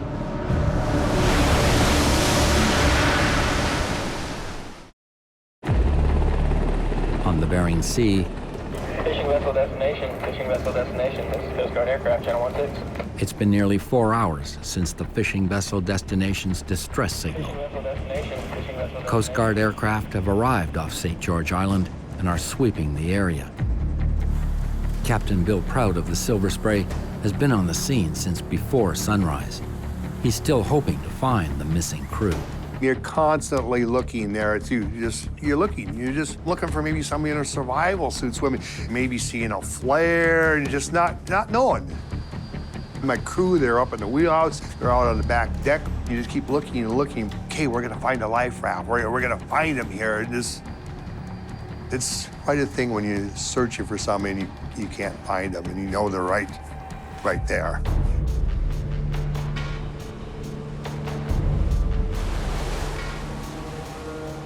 We start seeing some debris. We find a life ring. A wave hit it and flipped that life ring over. And then you see the word destination on it. Then we're kind of realizing something did happen.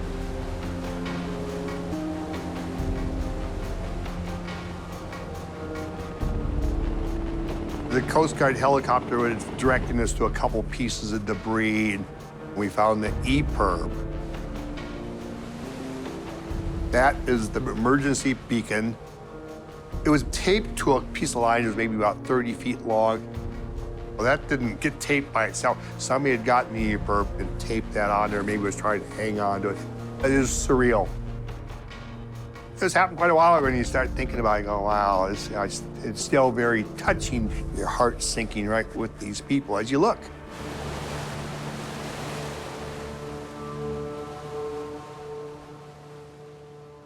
A crab boat from Seattle vanishes in the Bering Sea. Rescue teams searching now for the 6 crew members. The Coast Guard has 2 helicopters searching from the air. They also have 2 Good Samaritan fishing vessels helping them on the water. But at this hour, still no sign of any of those crew members.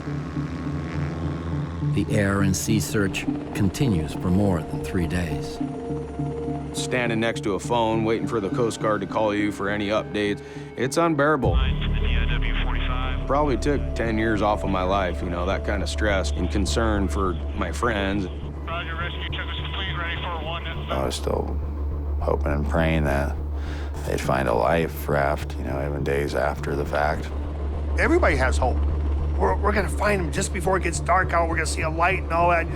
You're still bringing all these scenarios in there, and none of them came true. This sad update on the search for that Seattle crab boat that vanished in Alaska. The Coast Guard called off its search for the destination last night. I made it home and I'm safe, and then I heard about this. It's just too close to home. He's been fishing in Alaska for close to 30 years. Whatever did happen happened very fast. The captain and all 5 crew are presumed dead. It's the worst accident in the Alaska crabbing industry in more than a decade. Oh, it's heart-wrenching. You know, it's heart-wrenching, especially good crew and great captain, and so it was just a total shock. I pray that they were all in their bunks, sleeping, not knowing what was going to happen. I did not want Larry to know he was going to drown. I just didn't want him to know. Losing my brother has been a hard void to fill. In the crabbing hub of Dutch Harbor, questions begin. What caused the respected ship to suddenly sink? And could it happen again? The Coast Guard convenes a Marine Board, its highest level of investigation. Commander Scott Muller is assigned to lead it, and he's come to Dutch Harbor looking for answers. 6 fishermen lost their lives, and 6 families were forever affected by that. What can I do to help? Muller meets Scott Wilwert, a Coast Guard fishing vessel safety coordinator who's been working in this region for 20 years. It's a tight community, and everyone knows everyone or has fished with someone. This was Destination's last port of call, and it's vital to the investigation. There will probably be things that may give you a picture of what the last days of the Destination looked like. Places that they loaded dry stores, bait, fuel. Did anyone sense that anything may have been amiss with the vessel or the crew? So it's kind of like following a trail of breadcrumbs. Hey, morning, how are you? Do you mind if I ask you a couple of questions? Doug Shelton. One vessel that we were able to get on board was the Aleutian Lady. The captain is Doug Shelford. Fellas. He was on the Bering Sea at the time of the disaster and spoke to Captain Hathaway in the hours before. I've known Jeff a long time, and he was one of the best. Then Doug was visibly upset. You know, Jeff and Doug, they may have been the last two people that either of them spoke with that night. Jeff, how's it going out there? Hey, Doug. It's going good. Passing along strategies, passing along information, nothing out of the ordinary. It was basic fishing talk. There is one thing. What's that? You guys bringing extra bait? Oh, yeah. Got a whole bunch of it. They were running out of bait up at St. Paul's, so Jeff was bringing extra. How much extra? I honestly couldn't tell you. There was a shortage of bait out of St. Paul. That's the fishing region they were going to be in. So Jeff was able to purchase additional bait out of this fish cold storage facility in Dutch Harbor. That extra bait was picked up just a few hours before Destination left on its final voyage. They were here for about a half an hour, between 6:30 and 7 p.m. Spoke to the manager there, and the manager explained, yeah, they were in here. They collected a few thousand pounds of bait. They also discover a piece of eye-opening evidence. There was a video that had been taken of the Destination pulling into the dock. So it was an opportunity to see her loaded in almost her final loaded condition. When you see a video of a vessel that you know was taken moments, hours before what turned out to be its final voyage, it's a very strange feeling. When Destination first pulled into the dock, it was already carrying loads of bait in its freezer and on a deck stacked with 200 crab pots. Near the end of the video, investigators catch something that takes them by surprise. They see the ship's onboard crane loading more than 3,000 kilograms of extra bait directly on top of the crab pot stack. It's a lot of weight up on top. Adding weight high on a vessel, that's never a good thing. When you load heavy weight on board a vessel, you want to keep it low and centerline as possible. The extra weight on top would raise the vessel's center of gravity, making it less stable in ocean waves. Stability is probably one of the common denominators in every vessel sinking and capsizing. Around 7 p.m., Destination pulled away with just over 3,000 kilograms of bait on top of its stack. Did the extra weight up high somehow trigger the disaster? Investigators need to find out.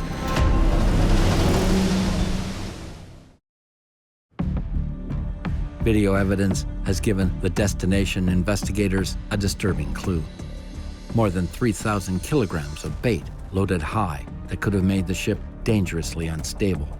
That's a lot of weight up on top. This was the exact opposite of conventional stability wisdom to load that weight so up high. They want to know if it went to sea like this. We were traveling around Dutch Harbor to try to figure out the steps that the Destination had taken. They learned the crew made one more stop for dinner before leaving Dutch Harbor. Went down to where they were tied up, paid them a visit, and caught up with everybody. Dylan, heard you're here. Yeah. Nice to see you, man. Dylan was a crew member aboard the Destination for 6 years, but this season he's been working on another boat. You know, I got to hang out with my brother, ask him how he's doing, and if you need anything, if you need any gloves or rain gear. Right, little brother always looking after me. No, I got my own stuff. I'm good. We just kind of caught up, gave him a hug, and told him I loved him, and parted ways. It's the last time Dylan would see his brother or any of his former crewmates. As for the bait, Dylan doesn't recall seeing where it was stored that night. We asked Dylan, do you ever recall Jeff loading bait on top like that? And he said once or twice. It's rare. Former crew member Patrick Gaffney is convinced they would never have left it there. In my opinion, it was just rested on top of the crab stack just for temporary, kind of get out of the way so the next boat could come into the dock and get their supplies. Easy! And then they'd take it from on top of the crab stack and secure it down on the deck of the boat where it's not moving around on the open ocean. With no way to prove the extra bait was on top of the stack when Destination headed out onto the open sea. Good morning. Good morning. The investigation has to consider other possibilities. Veteran investigator Jim Gillette has also been assigned to the team. We wanted to know, why did this happen to the Destination and not the other vessels that were up there? So we started gathering a game plan for evidence. Forecast for that day, winds from the northeast. They examined weather forecasts for the morning Destination went down. The Bering Sea, it's rough. It's bad weather, and it's extremely bad weather. You can see 30, 35, 40-foot seas, hurricane-like type winds. Very extreme weather up there. 25 knots, waves up to 8 feet. Pretty rough, but nothing these guys haven't seen before. We didn't see any kind of weather pattern that was extreme. I didn't think these conditions would sink the vessel. Let's take a look at the AIS. Investigators don't have a wreck or any survivors, but they do have a detailed record of every move the ship made throughout its journey. AIS is automatic identification system. Transponders on a vessel will broadcast a vessel's position and display it on a map. They trace Destination speed and course changes, looking for any sign the ship is having trouble. Leave Dutch Harbor on the 9th, just before midnight, and head north. They slow down and change course twice. Here for 10 minutes and here for about an hour. The tracking data shows Destination slowed down and turned into the wind twice. Maybe they're working on something? It's common practice. They might turn into the seas, slow down. That way they can work on deck. We were wondering if they had mechanical issues or any kind of flooding. Then, in the final minutes of the tracking data, they see the disaster unfold. Go back. On the AIS, what we saw was the vessel take a hard starboard turn.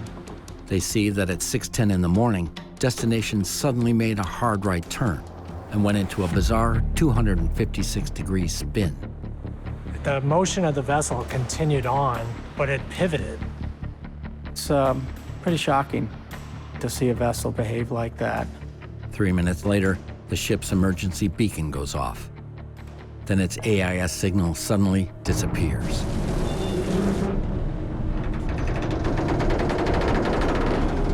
You know, that's the moment that 6 people lost their lives.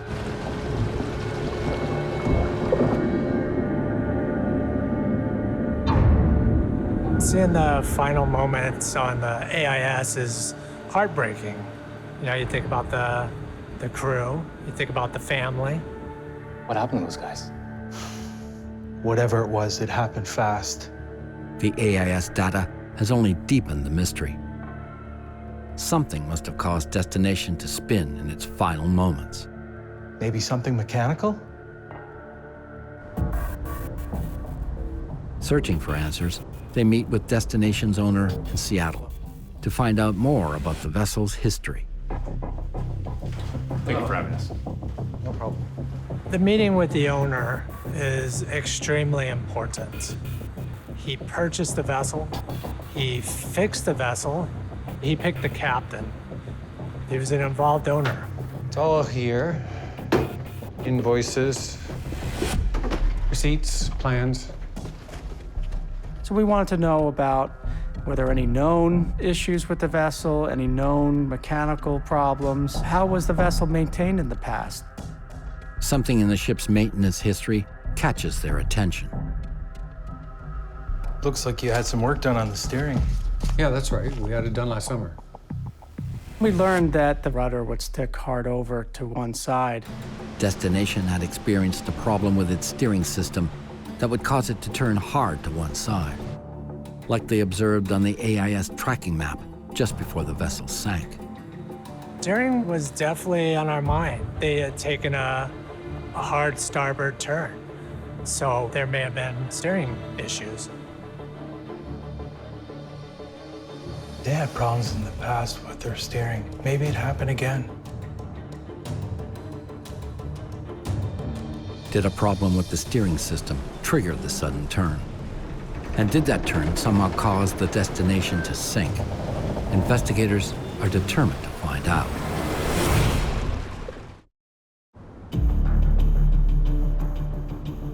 Investigators have discovered the fishing vessel Destination experienced problems with its steering system in the years leading up to the accident. How you doing? They questioned mechanics who worked on the vessel to see if there might be a connection.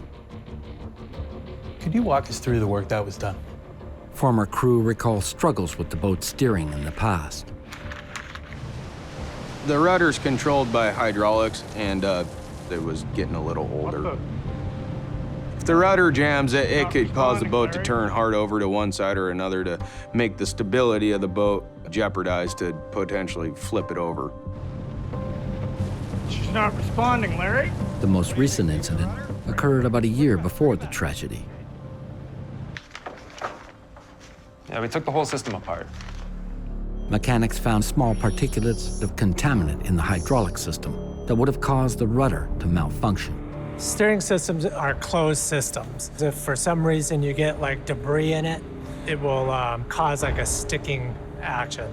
Basically, it's a complete teardown and rebuild of the steering system. They actually did significant overhaul and repairs to the vessel's steering system. They tested the system, and for all intents and purposes, it was almost a brand new system that was operating correctly.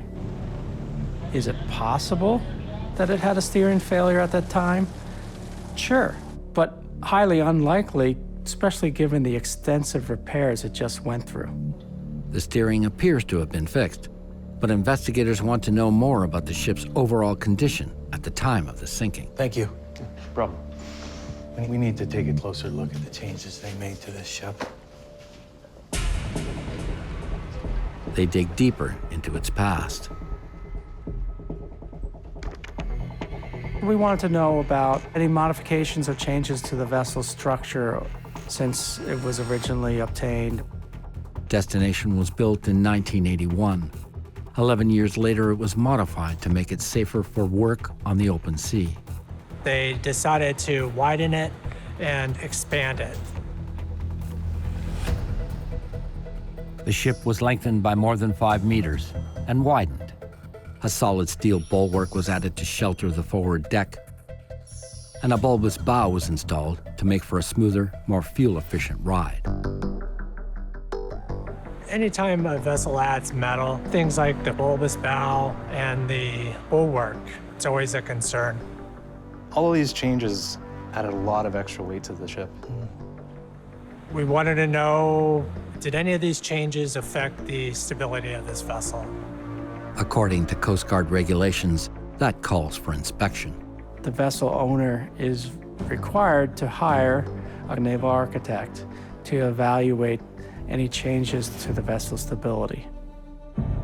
This kind of evaluation is used to update a ship's stability book. The stability book helps assist the captain in making good decisions on loading his vessel. What's going to keep the vessel stable? How he would load the vessel and how many crab pots he's able to carry. Basically, it's like a guideline for the captain to keep the boat stable. Looking at Destination Stability Book, investigators find something alarming. This stability report was done more than 20 years ago. The stability book was written back in 1993, and it wasn't accurately updated. That's long before any of these changes were made. Destination had undergone significant modifications over the past 20 years, but a fully updated stability test was never done. Investigators are now concerned the untested vessel may have been top-heavy and unstable, but they need proof. We needed to see what they actually had on board. Their chance comes almost 5 months after the sinking, when an unidentified wreck is found not far from Destination's last known position. The Coast Guard moves in to investigate. Okay, here we go. And launches a video-equipped ROV. The depth of this mission was beyond our capabilities for diving, so that's why we had to use the ROV. Petty Officer Adam Harris guides the ROV 78 meters down to the sea floor. Our hopes were to positively identify that that was the fishing vessel Destination, see how many crab pots were on board, how much bait was left, to see how much weight was on that vessel at the time that it went down. It's proving to be a difficult operation. There was surface current, and then there was also, once we got below about 100 feet, there was definitely a current that was ripping through down there too. The ROV struggles forward. We saw a lot of line, debris.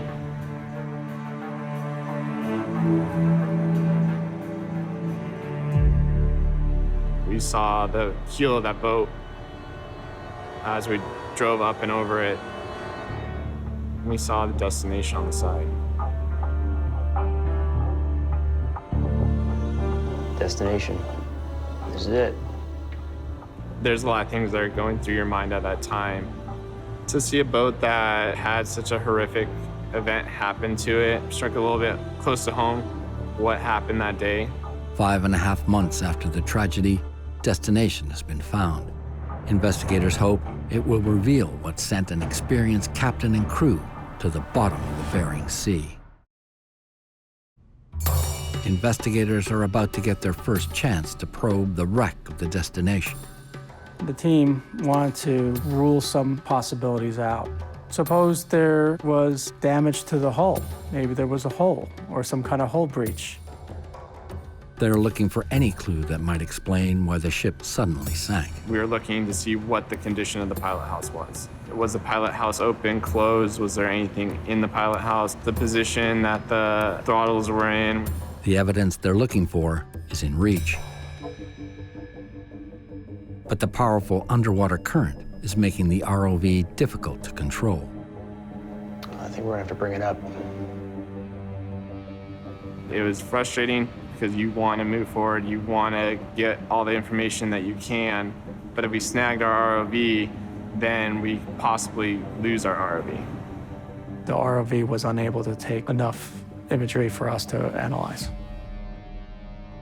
Before they abandon the mission, they spot something. Oh, this must be crab pots. See if we can grab one. A single crab pot is lying not far from the wreck. They used a large grappling hook and were able to snag a crab pot. Luckily, the mission was not a complete bust.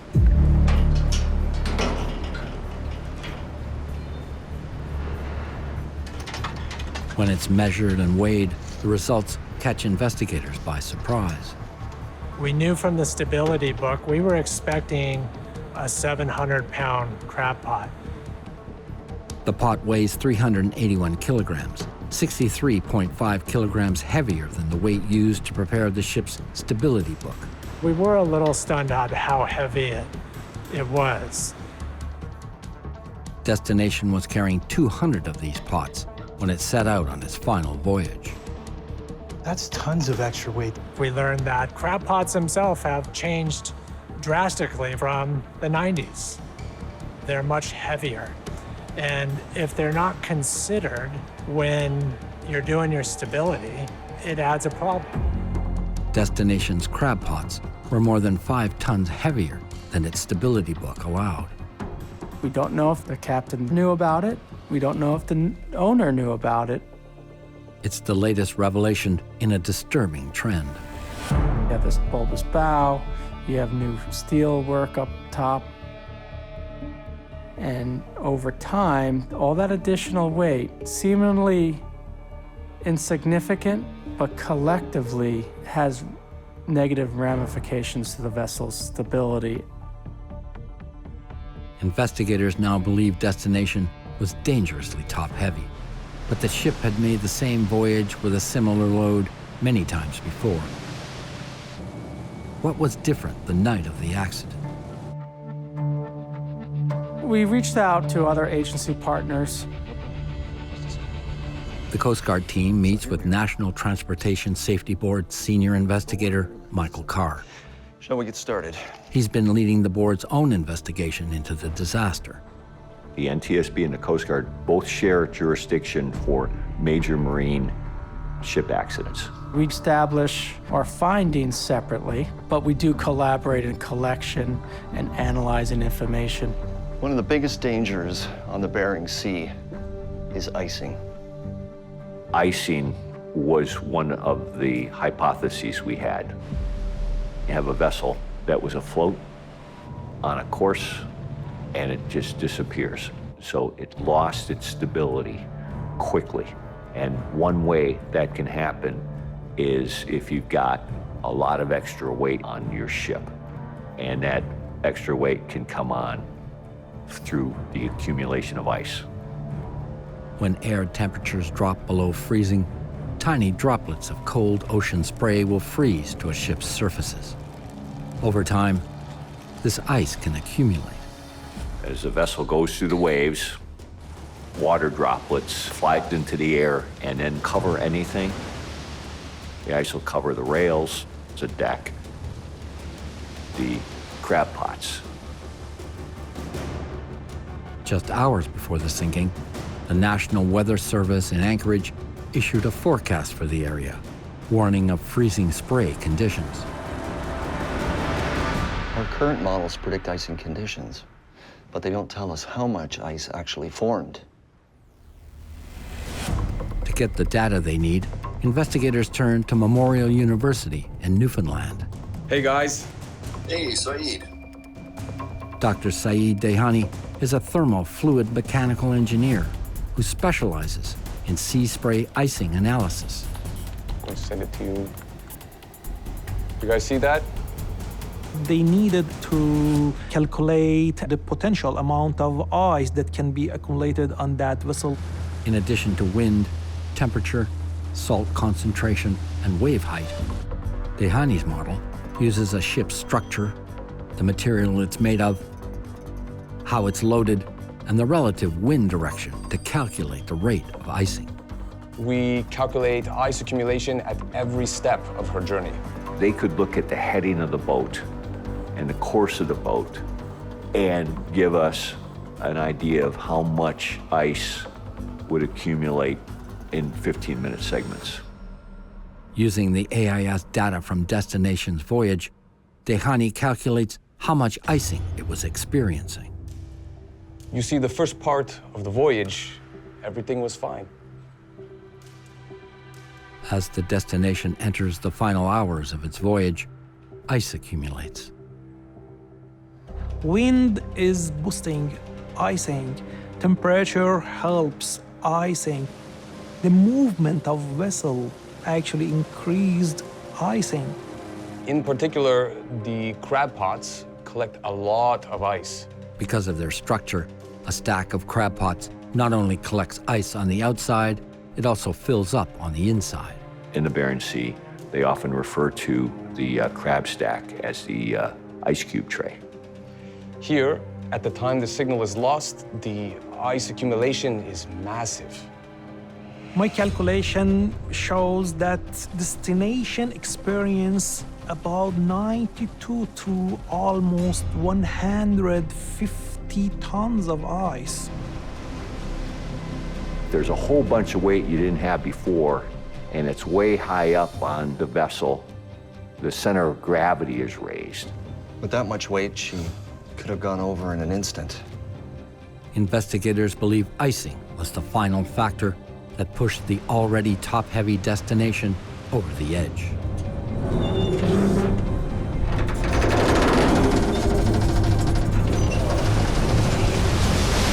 Then we believe water surmounted the vessel, and then the capsizing began.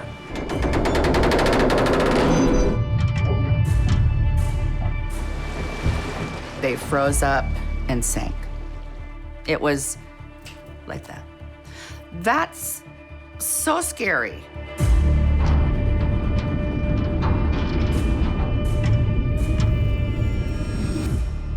With another crabbing season about to begin, investigators are concerned other ships could be in danger. And they need to warn them before it's too late.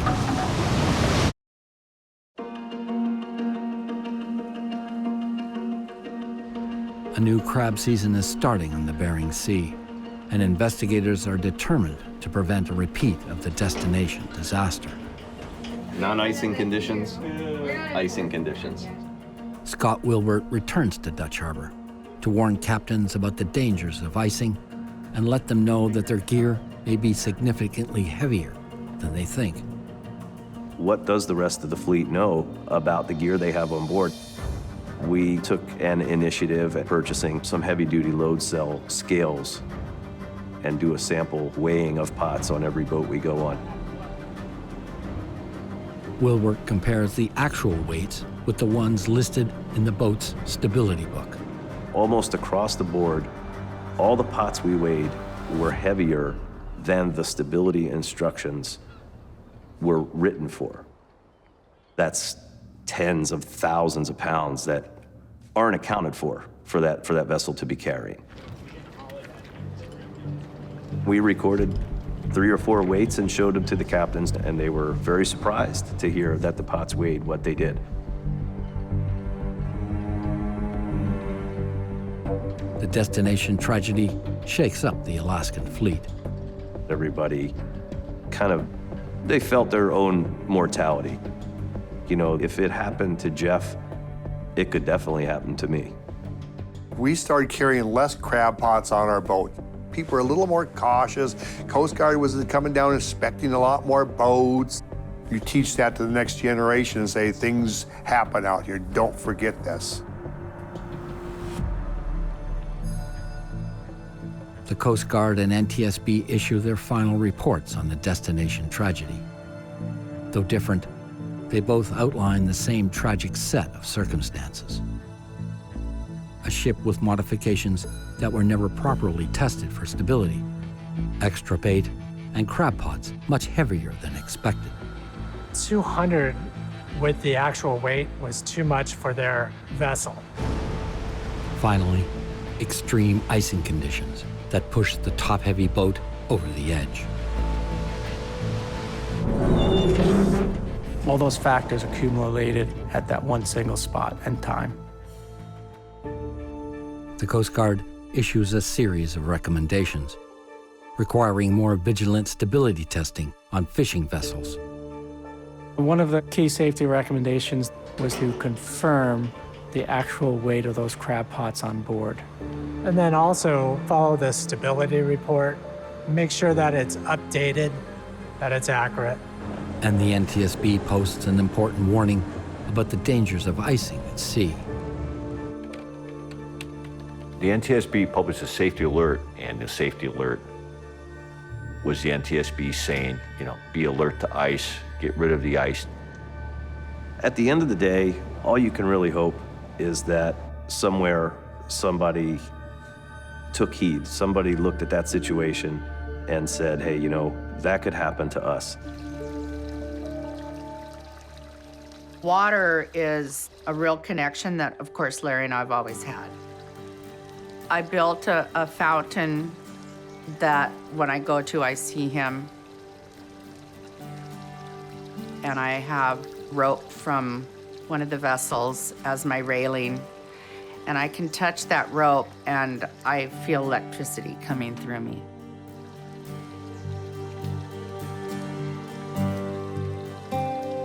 He always was happy, always smiling. Larry O. The Destination, that was the only boat I ever wanted to crab fish on.